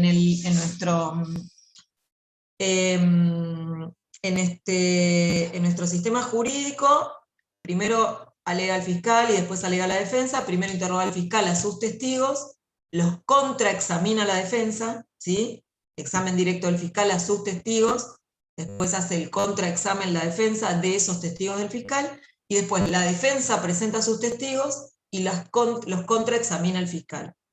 Pregunta en primer turno el que presentó al testigo, ¿sí? Yo podría decir, en términos vulgares, el dueño del testigo le pregunta primero, el que lo lleva al juicio, ¿está? Ahora bien, el contraexamen supone que ya hubo un examen directo. ¿Esto quedó claro? Ya se preguntaron abiertas, qué, cómo, cuándo, dónde, quién, por qué, las hizo el otro, el de enfrente, me toca a mí como fiscal preguntarle a los testigos de la defensa en el contraexamen. Tengo que preguntar cerrado. En el contraexamen se habilitan las preguntas denominadas sugestivas. En realidad, las preguntas sugestivas tienen una mala traducción. En el sistema angloamericano que tiene en el common law se litiga de entrada, ellos denominan esas preguntas suggest questions. Ese suggest no tiene una traducción para nosotros, la traducción es sugestiva, pero nosotros, ustedes se van a encontrar en el Código de Procedimiento, los que recuerdan los interrogatorios del Código Procesal, que prohíben las preguntas sugestivas. En realidad, lo que nosotros debiéramos decir cuando hablamos de este tipo de preguntas es preguntas directivas, preguntas que llevan íncita la respuesta en el sentido del tema, pero que el testigo solo puede contestar por sí o por no. No puede explicarlas, ¿sí? Contesta por sí o por no. Esto es, por ejemplo, en el caso que me preguntaba Emanuel, en el momento en el que usted estuvo en ese lugar, ¿vio algún arma? Si yo estoy haciéndole la pregunta a mi testigo, la pregunta tiene que ser, en el momento que usted está en ese lugar, ¿qué es lo que vio? Pregunta abierta. Si yo estoy en el contraexamen, yo le puedo preguntar al testigo, en el momento que usted estaba en ese lugar, ¿vio un arma? Y el testigo va a decir sí, o va a decir que no. ¿Bien? Sí, asertivas es un buen término. Dice Rocío, asertivas serían si son directivas o asertivas. La traducción sugestiva del suggest question no es adecuada porque sugestivo no es lo que tenemos que usar como forma de pregunta. No le podemos decir, usted vio un arma, ¿no? Lo que usted vio fue un arma. Eso no es una pregunta de la naturaleza del contraexamen. Eso es una pregunta prohibida, porque es una pregunta en la que estoy dando la respuesta. Yo para preguntar bien tengo que decir, ¿lo que usted vio era un arma? ¿Sí? No. ¿Se entiende la diferencia? Es sutil en algún caso, pero ¿se entiende la diferencia? No es lo mismo decirle, ¿usted vio un arma? que es preguntarle si la vio o no la vio.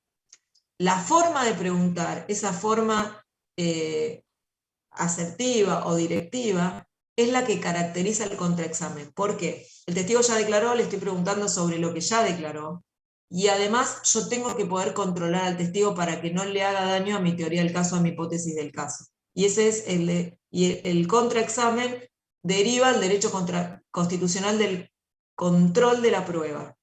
Es una forma de control en la contradicción de la prueba.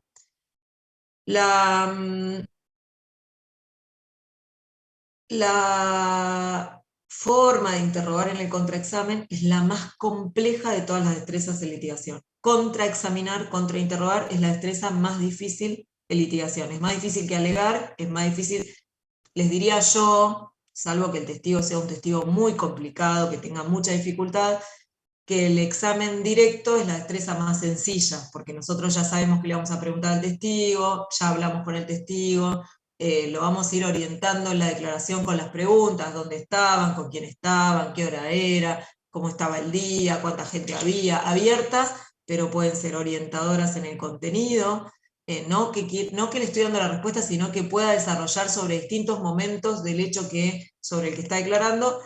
La destreza, a mi modo de ver, más sencilla de desempeñar es la del contraexamen, es la del examen directo, y la más difícil, ya no dicho por mí, sino por toda la doctrina que hace técnica de litigación, es la de contraexaminar. De hecho, los abogados se especializan en contraexamen, es una especialización, hacerle preguntas al testigo del otro.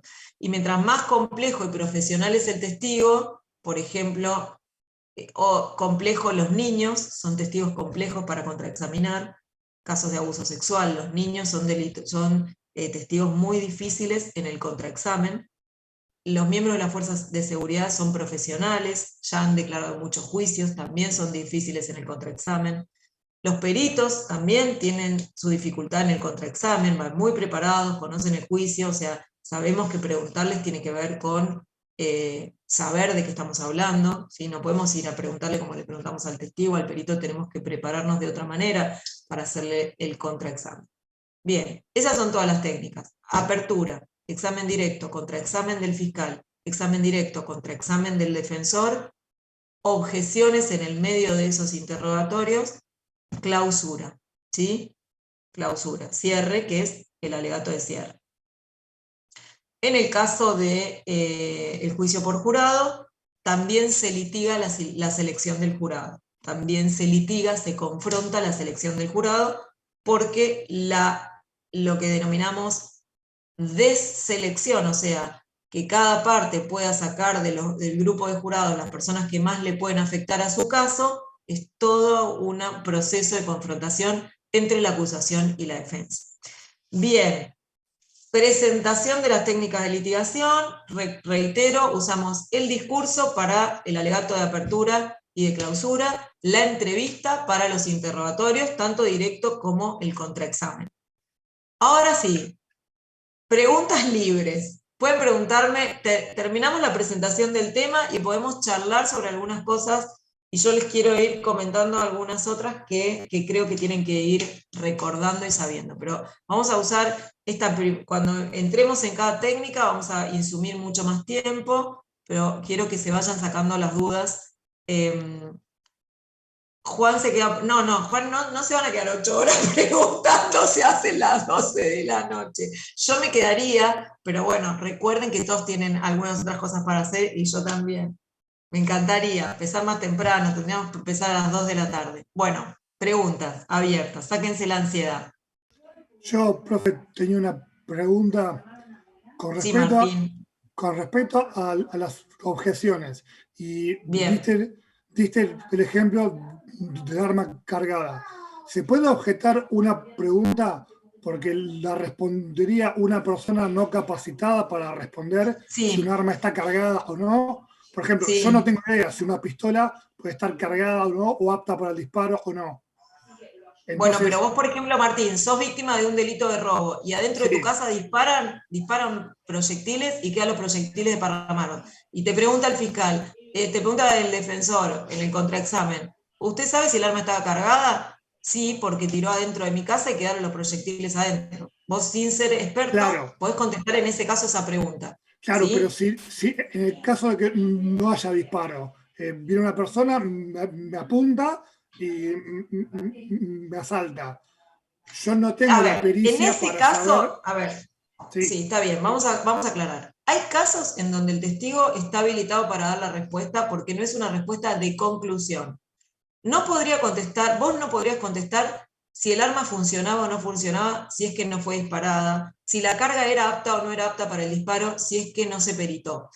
Vos podés contestar, por ejemplo, si ves los proyectiles adentro del tambor del revólver, contestar, yo vi adentro del tambor que había proyectiles, entiendo que estaba cargada, eso lo podés contestar. O cuando la policía secuestró el revólver, lo abrió y adelante mío sacó los proyectiles.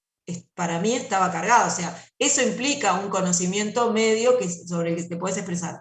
De lo que no vas a poder hablar, y si es objetable, es de una conclusión. Cuando te preguntan, ¿funcionaba el arma? Y no fue disparada, porque si hubiera sido disparada, vos también podrías dar esa respuesta. Pero te preguntan, ¿usted sabe el estado de funcionamiento del arma? Objeción, no puede dar una conclusión un testigo que no es experto, solo podría hablar del funcionamiento del arma el perito. ¿Sí? Y la objeción es, objeción, pregunta de conclusión, el testigo no es perito. Objeción, pregunta de conclusión, también sirve porque todos sabemos en el juicio que el testigo no es perito. Perfecto, muchas Es gracias. lo mismo, profe, es lo mismo que cuando dicen, yo de mirar películas, cuando dicen como que el testigo no es, o sea, esa pregunta es muy técnica, ¿tiene que ver con eso cuando dicen eso? No, la pregunta puede ser técnica, pero el tema es ¿a quién le estamos preguntando? Si, por ejemplo, yo siento, por ejemplo, un policía es víctima de un robo y se sienta en el juicio como víctima, y es policía igual, y yo le pregunto, usted además de ser víctima es policía, de acuerdo a su experiencia, en los hechos de tal cosa, ¿me puede decir? Y el policía me va a contestar con la verdad y lo puede contestar. Y no es objetable en ese caso. O se sienta un biólogo que es víctima y le pregunto, en su experiencia, los virus de no sé qué, o sea, la verdad me puede contestar, no es mi especialidad, pero le puedo decir que yo aprendí tal cosa. O sea, depende quién es el testigo y qué es lo que estoy preguntando. Claramente, si tienen una eminencia en balística, que es víctima de un delito, y le están preguntando como balístico, y habla de su experiencia como testigo experto, el que objeta esa pregunta queda mal como abogado. El juez lo va a mirar de costado y le va a decir, ¿qué te pasa? Esa es la eminencia en balística. Le están preguntando sobre balística. No le están preguntando si ese arma funcionaba. Le están preguntando si las balas tal coinciden con el arma tal. Justo te tocó la mala suerte que la víctima sabe de eso, se le puede preguntar. No escindimos la persona de sus saberes. Ahora, depende de quién es y qué se le pregunte. ¿Sí? Porque las objeciones son inherentes a cada interrogatorio. La técnica de la objeción la vamos a aprender cuando veamos objeciones, pero para contestarle a María Eugenia, que quieren aprender a hacer, ustedes quieren salir de acá hoy haciendo un juicio, perfecto, pero nos va a llevar un poquito más de tiempo, les aseguro. Todo lo que podamos lo hacemos, si mañana quieren ir a intentar, vaya, no digan que yo les dije eso, pero no vamos a llegar. Técnica de la objeción. Se hace la pregunta compuesta como preguntó Emanuel. Si el testigo ya dio la respuesta,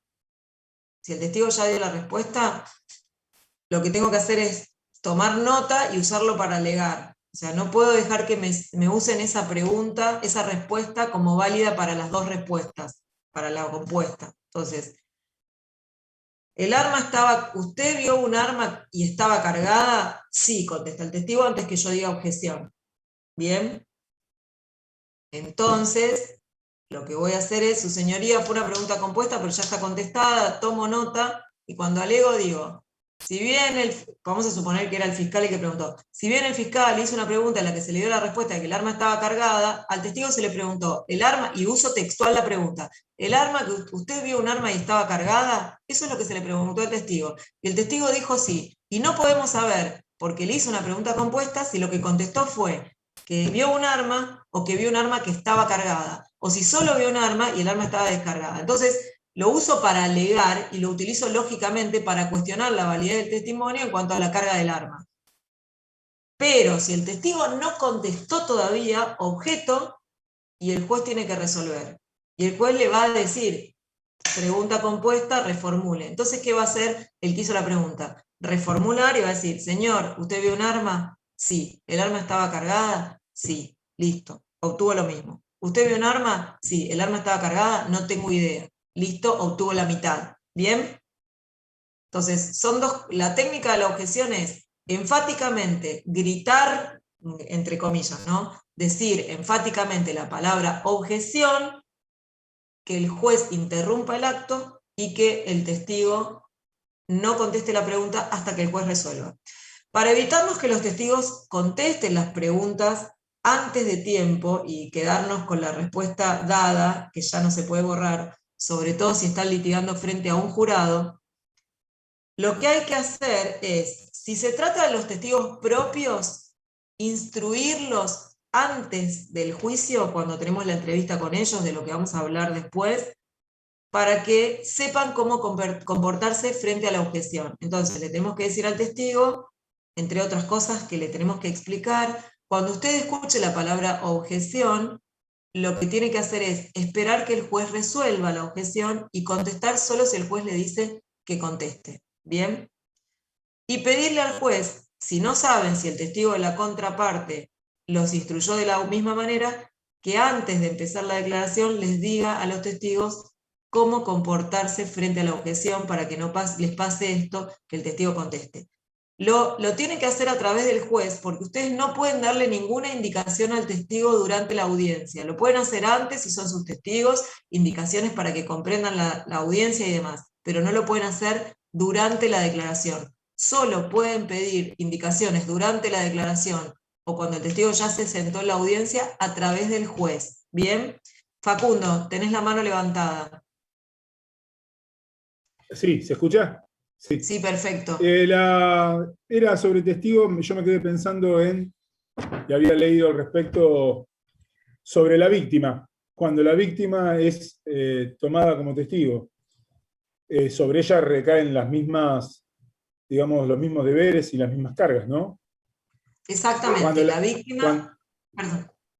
Cuando la víctima cuando la víctima se puede presentar, obviamente, en el juicio. Porque siempre cuando pensamos en testigos como alguien ajeno, que vio o que percibió la situación, los peritos, los intérpretes, pero yo me quedé pensando en la víctima, que muchas veces es el testigo, por así decirlo, principal, porque es el que vio todo. En el ejemplo que diste ahí de si disparan en mi casa, puedo yo ser testigo o puedo ser también víctima y testigo en sí. ¿No? Sí. Sí, está bien, perfecto. La víctima puede ser testigo y en algunos casos es el testigo principal de la acusación. El único tema es que al ser víctima puede llegar a expresar, no necesariamente, pero puede llegar a expresar algún interés en el juicio y hay que aclarárselo. Cuando a una persona, y la víctima declara bajo las penas que la ley castiga el falso testimonio. Y hay que ser cuidadosos cuando pertenecemos a la acusación, ya sea que seamos los fiscales o que seamos el abogado del particular damnificado, porque en nuestro sistema tradicional de litigio oral, el testigo no tiene que presenciar las declaraciones de los otros testigos para no contaminarse. Entonces, aguardan habitualmente en una sala contigua y solo pueden presenciar el juicio cuando ya prestaron declaración y no van a volver a declarar, o sea, no quedaron a disposición del tribunal. A mi modo de ver es un absurdo, porque si la persona tiene que decir la verdad, no debiera modificar su verdad por escuchar las verdades de otros testigos. Pero bueno, es algo que culturalmente está incorporado y en definitiva pasa así, que cuando ustedes litiguen van a encontrarse con que hay una sala de testigos que están separados de la audiencia de juicio y que solo pueden quedarse a escuchar el resto de la audiencia si ya declararon y fueron liberados, licenciados de seguir haciéndolo. Cuando hay particular damnificado, muchas veces el abogado del particular damnificado, y no quisiera que les pase a ustedes, deja a la víctima en la sala de juicio junto con él, en parte para que pueda acompañarla, para que vea lo que sucede en el juicio, y en parte para que la víctima también pueda registrar su desempeño como abogado durante el juicio, como lo hacen los abogados defensores en relación al imputado en muchos casos. Entonces, hay que ser muy cuidadosos de si esto es así para evitar que la víctima esté presente en las declaraciones y después se le invalide la declaración. El abogado de la contraparte, atento a esto, diga, no puedo permitir que la víctima declare porque estuvo presente en todas las declaraciones anteriores. No hay ninguna norma procesal que prohíba la declaración luego de ver las declaraciones anteriores, pero puede ser una materia de discusión durante la audiencia. Entonces, si son abogados de la víctima en algún momento, les sugeriría que acuerden con el fiscal que la siente a declarar en primer término, y salvo que el abogado defensor la deje a disposición del tribunal, de esa manera pueda observar el resto de declaraciones o advertirle que si la dejan a disposición del tribunal para declarar con posterioridad, puede ser que no observe el juicio y luego le irá contando el abogado lo que sucede durante la audiencia. Declara bajo juramento de decir verdad. Cuando declara a todos los testigos y a la víctima como testigo en el juicio, se lo imponen lo que se llaman generales de la ley. Ahora traduciéndoselos a ustedes para que ustedes se los traduzcan a las personas que van a un juicio. ¿Qué son las generales de la ley o lo que llamamos los abogados generales de la ley? Imponer a la persona de ciertas cuestiones que pueden afectar su testimonio. Entre ellas, el interés en la resolución del juicio. Entonces, le va a preguntar el juez algunas cosas durante la introducción. Sí, ustedes me ayudan, me van a apuntar, voy a cerrar el chat porque voy leyendo lo que me dicen mientras hablo. Se sienta la persona y le dice, bueno, señor, usted ha sido citado a prestar declaración en este juicio, ustedes le van a hacer preguntas generales. ¿Tiene alguna relación de parentesco? ¿Es amigo íntimo? ¿Es deudor, acreedor de la víctima, del acusado? ¿Qué rol tiene en este juicio? En ese momento, la víctima le va a decir que es la víctima.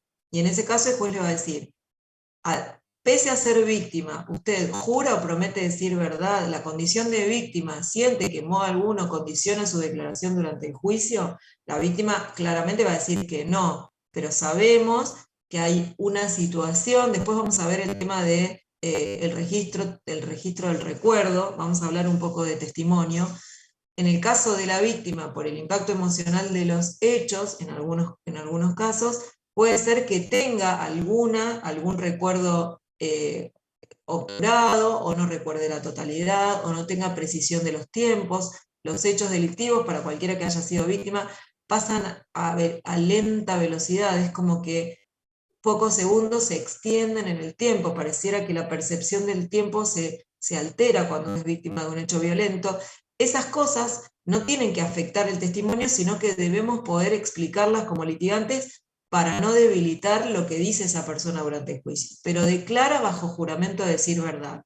Y se le aclara que debe decirla pese a ser parte, de alguna manera, no es parte procesal, pero a ser interesado en el resultado del proceso.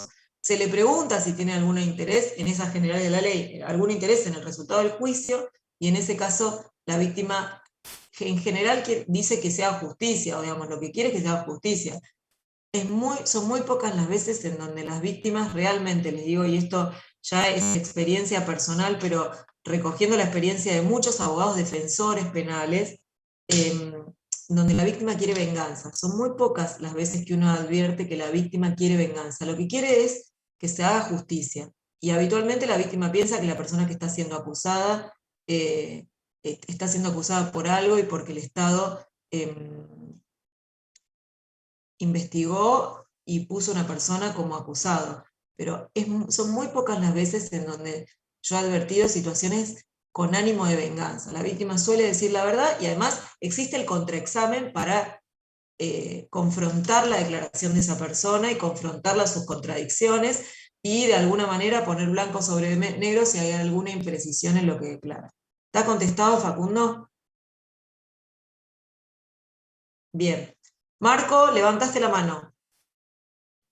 Sí, le quería hacer una consulta porque me quedó una duda. Usted marcó que el momento, digamos, para objetar una pregunta que era capciosa, podría ser impugnada, era justamente antes de contestar. Ahora, en el caso de que no se llegare a objetar en el momento oportuno y el testigo declarare, nosotros podríamos rever ese elemento o marcar esa contradicción en la instancia del alegato de cierre, en el repaso de la prueba en general. Es una de las opciones, sí. Claro. Entonces, pero yo lo que pensaba es, probablemente una persona que tiene el oído aceitado para identificar ese tipo de preguntas, se le va a hacer mucho más fácil naturalmente, pero a la persona que recién comienza, probablemente cualquiera de nosotros vamos a ser bastante lejos en el hecho, ¿cuál sería la técnica correspondiente tendiente a evitar que se nos adelante, digamos, la contestación del imputado, del testigo? A mí se me ocurría, pero no sé, probablemente que sería el hecho de marcarle al testigo, si es el caso que nosotros lo llevamos, de que se tome cierto tiempo, se me ocurre, al momento de contestar, tendiente a que nosotros nos dé espacio como para pensar o reformular la pregunta. Pero no sé hasta qué punto, porque también tendría que verse el hecho de que no te digan que estás en una suerte de entendimiento tácito, digamos, entre la persona que está, ¿se entiende? Sí, en ese caso en realidad lo que a ver, primero, consejo, si van a tener un juicio oral cuando recién se reciban, vayan con alguien que ya haya hecho juicios orales, o siéntense en algunos juicios orales con alguien que sepa para ver estas cosas, para de alguna manera tomar temperatura de cómo se hacen cómo se llevan adelante estas destrezas, porque el día cero es muy difícil hacerlas todas bien, y el riesgo de hacerlas mal implica la suerte por ahí de la persona que están representando. Primer consejo, no vayan a hacer un juicio oral el día 1, como si fuera que pueden hacerlo naturalmente. Van a tener técnica, pero es bueno que puedan sentarse inclusive con los defensores oficiales, pedir ir a ver los juicios, van, se sientan, son públicos, ven cómo funciona el fiscal, el defensor, y van tomando de alguna manera dimensión de estas cosas. Lo segundo, lo más importante para la técnica de la objeción, es hacerla en el momento oportuno, o sea, termina la pregunta, respira la víctima para contestar, y cuando inspira, ustedes dicen objeción. Ahí es el momento. O sea, es una técnica que es sumamente precisa en el tiempo. Objeción tal cosa, objeción compuesta, objeción capciosa, objeción es de conclusión, objeción indicativa, objeción lo que sea que funde la pregunta. Vamos a ver la técnica de las objeciones, pero ese énfasis, o sea, vos hacés una pregunta, Marco, cualquier pregunta. Hacésela a Martín. Martín, ¿usted mató a fulanito? Objeción. Indicativa. Hacésela a Alejandra. Traten de contestar. Hacésela a Alejandra. Alejandra, ¿usted vio la del arma cargada? Objeción. Compuesta. Son 2 preguntas. Escuchen, no me la completen lo que estoy tratando. Son divinos. Escúchenme, ¿entienden cómo es? Alejandra, hacele una pregunta a Emanuel. Emanuel, trata de contestarla, ¿eh? Emanuel, ¿usted vio si estaba la arma cargada? No. Objeción. Le gané. No, quedó arriba. El juez te va a interrumpir ahí, ¿sí? El juez te va a interrumpir ahí, te va a decir, espere que tengo que resolver la objeción. Te superpusiste. Aún en la velocidad. Imagínense que lo estamos haciendo ustedes tratando de ganarme a mí para que yo no haga la objeción. Pónganse en el lugar de un testigo. Respira, ahí voy, Facundo. Respira y ya digo objeción. Bien, Lo que pasa es que eso también te lo da la práctica, ¿no? Porque es poder saber cuáles son las preguntas, cuándo sí, poder objetar. Eso es velocidad. Sí, Facundo. Sí, la pregunta es esta. En el ansias, a lo mejor con la inexperiencia o sea, que sea el primer juicio o segundo, de frenar una pregunta. Si yo digo objeción, pero no sé qué estoy objetando, me tiré a la pileta porque nació, ¿qué pasa? Está mal. No, la sí, técnica, pero digo, la técnica está mal. ¿Y qué pasa? Pero, el juez te va a decir, no al lugar, conteste la pregunta. Si vos lo haces muchas veces, lo vas a irritar al juez, aparte, cosa que no te conviene en el litigio. Pero además, si vos lo haces frente al jurado, estás en un juicio por jurado, perdés credibilidad. Y el jurado va a percibir que vos lo que estás tratando es de molestar el interrogatorio de la otra parte. Entonces, cuando uno objeta, tiene que estar muy seguro. Les voy a decir algo. Cuando los interrogatorios están bien hechos, no se hacen objeciones, ¿sí? No aparecen las objeciones. Están. O sea, las preguntas están bien y no hay que objetar.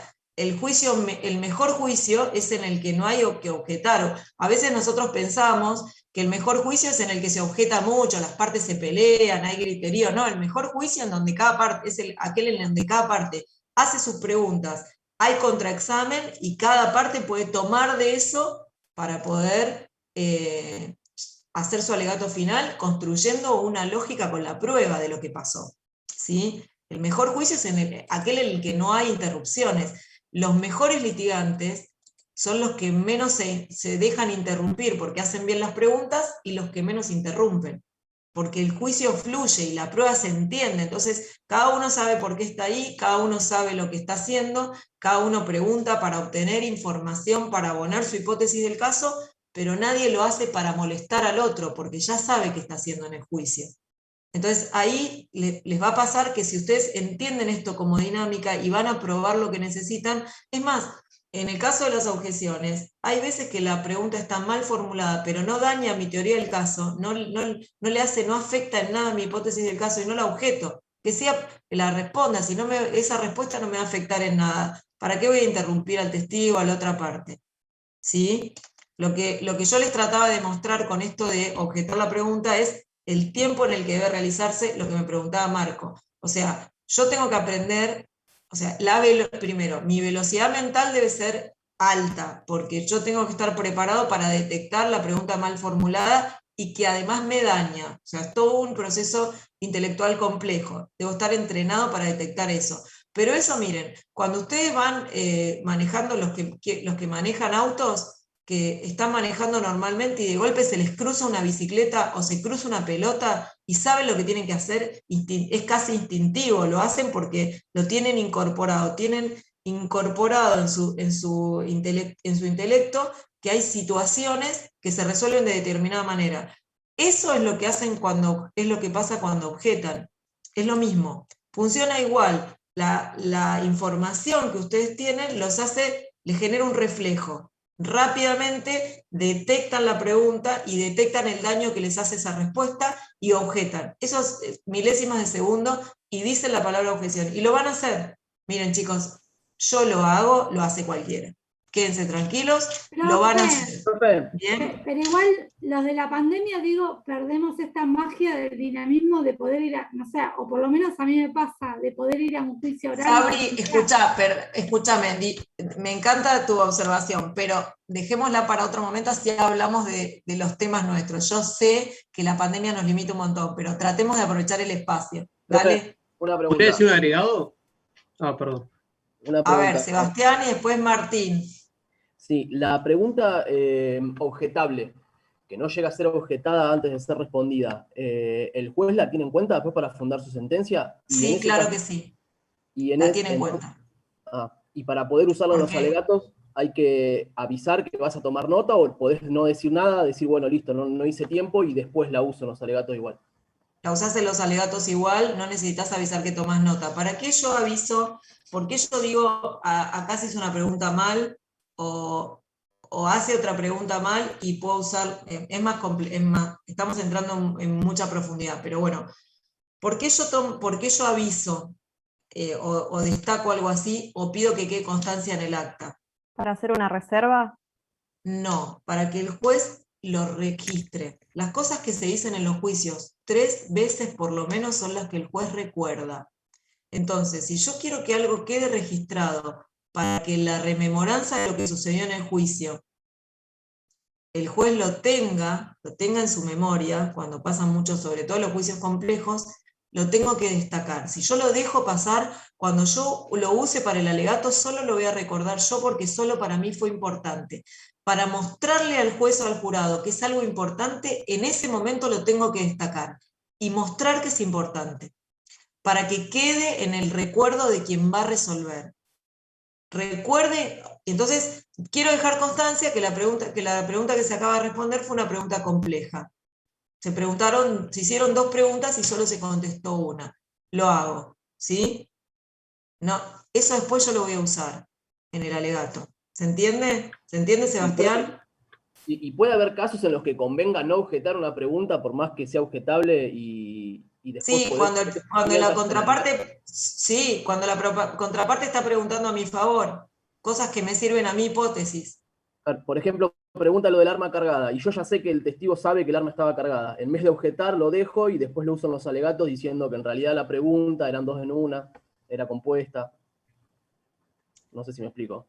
Puede ser, sí, en ese caso sí, lo dejo pasar y después lo puedo usar en el alegato. Y ataco la técnica del interrogatorio. Claro, porque si yo objeto va a repreguntar y va a salir bien y va a quedar bien asentado que el arma estaba cargada. Exactamente, sí, exactamente.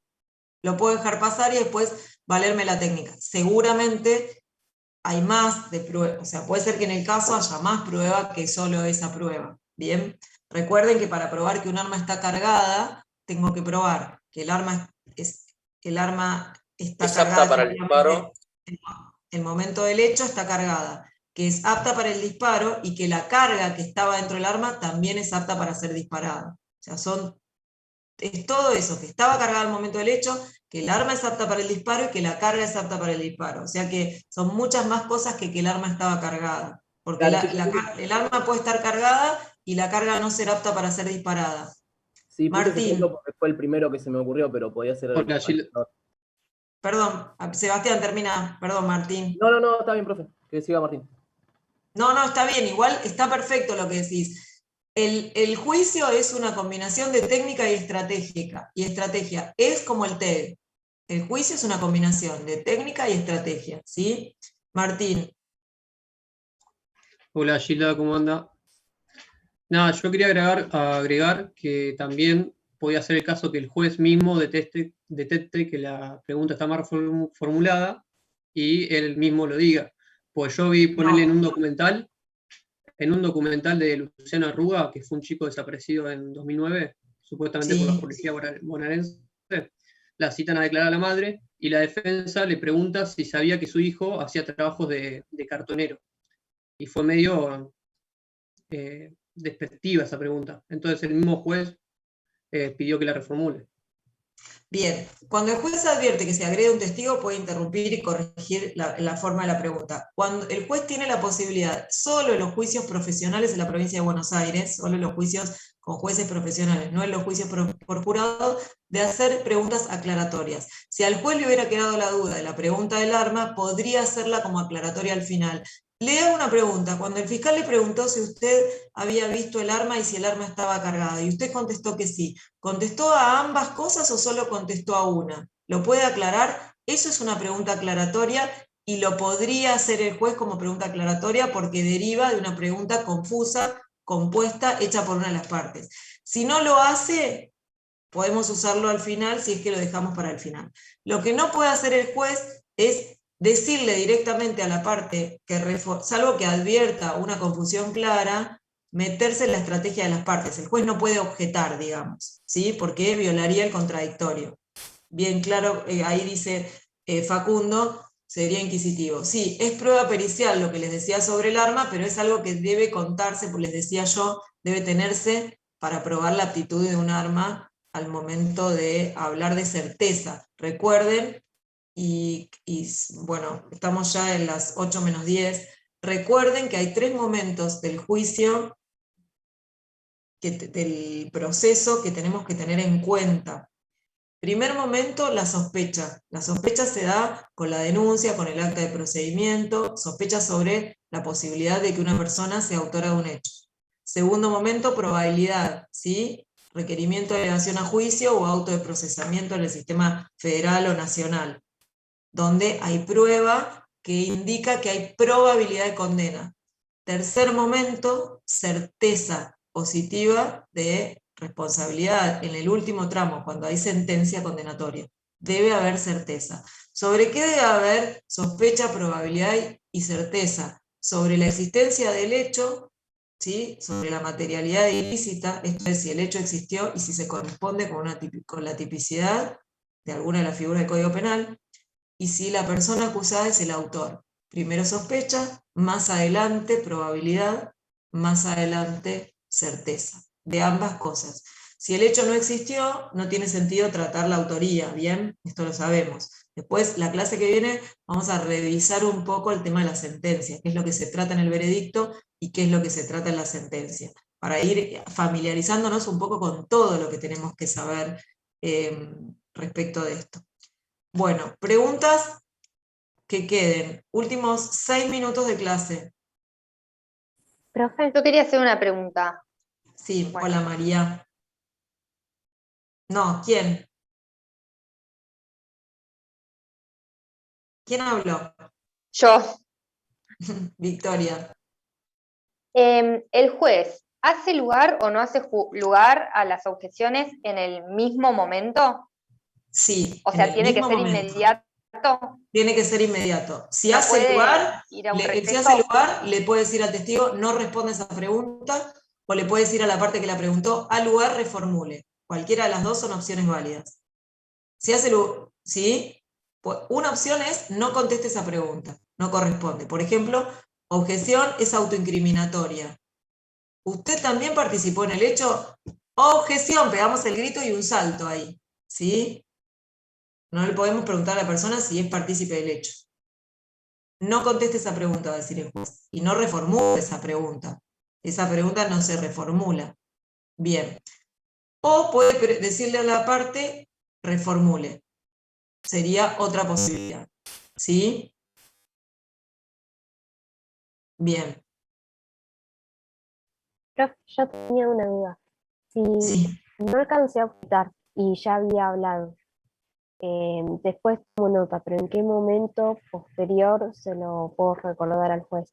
O sea, ese momento, ¿cómo se llamaría técnicamente? No, el tema es así. A ver, si yo me olvidé de objetar, se me pasó, perdí la oportunidad de cuestionar esa pregunta. Y esa respuesta va a ingresar al plexo probatorio. Ese es el primer problema. Eso es lo que no tiene que pasar. Si yo objeté y la pregunta se dio inmediatamente, ya se escuchó, ¿sí? El juez puede optar por hacer que se reformule la pregunta y que el testigo vuelva a contestar para aclarar, o desechar la pregunta y decirle, y el juez decir, no la vamos a tener por contestar esa pregunta, decirle a la contraparte porque esa pregunta viola tal principio o tal cuestión. Si yo objeté y se escuchó la respuesta y el juez me mira y me dice, ya contestó, ya está, es lo mismo, no tiene sentido hacer lugar a la objeción, yo ahí señalo que deje constancia en el acta que se hizo una pregunta de tal naturaleza, porque después me voy a valer de esa pregunta. Es todo, hay distintas maneras de generar el registro, pero si el mayor problema es que a mí se me pase como litigante, o sea, que yo no advierta que debo objetar, no objete y ingrese una respuesta que contamine la prueba, o sea, que haga, después, estamos dando casi una clase de objeciones, pero que haga que el juez tenga un elemento que no debiera haber ingresado de esa forma, porque la pregunta estuvo mal hecha. ¿Sí? ¿Te contesté? Sí, gracias. ¿Puedo hacer una última pregunta? Sí, Carmen, yo me puedo quedar, escuchen, yo me puedo quedar hasta mañana contestándoles, de verdad, lo que pasa es que creo que... Pero me parece te que se quedó corta la el cámara, escuchá, te quedó la cámara muy arriba y se te ve solo el pelo. Ah, lo que pasa que... Ahí está, ahí te veo. No sé si la pregunta por ahí es muy obvia, pero para sacarme la duda. Cuando se examina a un testigo y se hace el contraexamen y ya ese testigo, ninguna de las dos partes lo requiere, el juez puede hacer una pregunta a ese testigo que quizás ninguna de las dos partes la hizo. El juez puede hacer solo una pregunta aclaratoria, no puede preguntar algo autónomo. Está bien. Porque preguntar algo con autonomía implicaría posicionarse en alguna hipótesis. Quiere averiguar algo respecto a una hipótesis. El juez no tiene que tener hipótesis. El juez tiene que escuchar la hipótesis de la defensa, la hipótesis de la acusación y la de la defensa, y cuando termina toda la prueba y los alegatos, decidirse por una de las dos.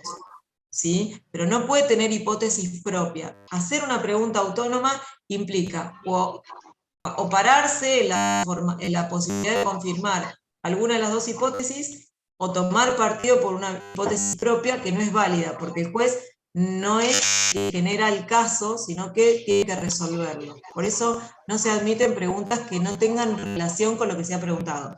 Si el juez, con el ejemplo que dimos del arma, pregunta a las dos preguntas que le hicieron, cuando usted dijo que sí, ¿a cuál contestó? si a que había visto el arma o que la había visto y también había visto que estaba cargada, me puede aclarar eso. Eso sí es una pregunta aclaratoria. Y las preguntas aclaratorias son, digamos, son inobjetables. Ahora, si el juez toma autonomía y hace preguntas que no son aclaratorias, que están fuera de las líneas de interrogatorio del fiscal y de la defensa, es objetable al juez la pregunta. O sea, se le puede objetar al juez lo que está preguntando. ¿Sí? Y ustedes me van a decir, pero el juez no se va a resolver en contra de sí mismo. No, probablemente igual no se resuelva en contra de sí mismo, pero sí puede dejar constancia en el acta para el recurso de que se hizo una pregunta que tenía una línea de hipótesis vinculada a alguna de las dos partes, y dejó constancia de la pregunta y de la objeción, ¿sí?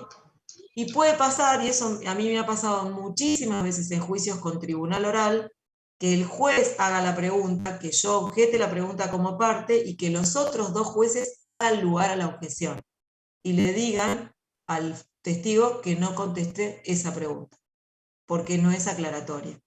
Eso sí, se los puedo contar como experiencia, infinidad de oportunidades, muchísimas, donde un juez hace una pregunta que debió haber hecho el fiscal, porque si hizo una pregunta, la verdad, si el juez hace una pregunta que era para mi teoría del caso y me ayuda, no se la objeto, me sirve y la asumo, pero en general, cuando es para otro, sí, los saludo a todos los que están saliendo a cursar otra materia.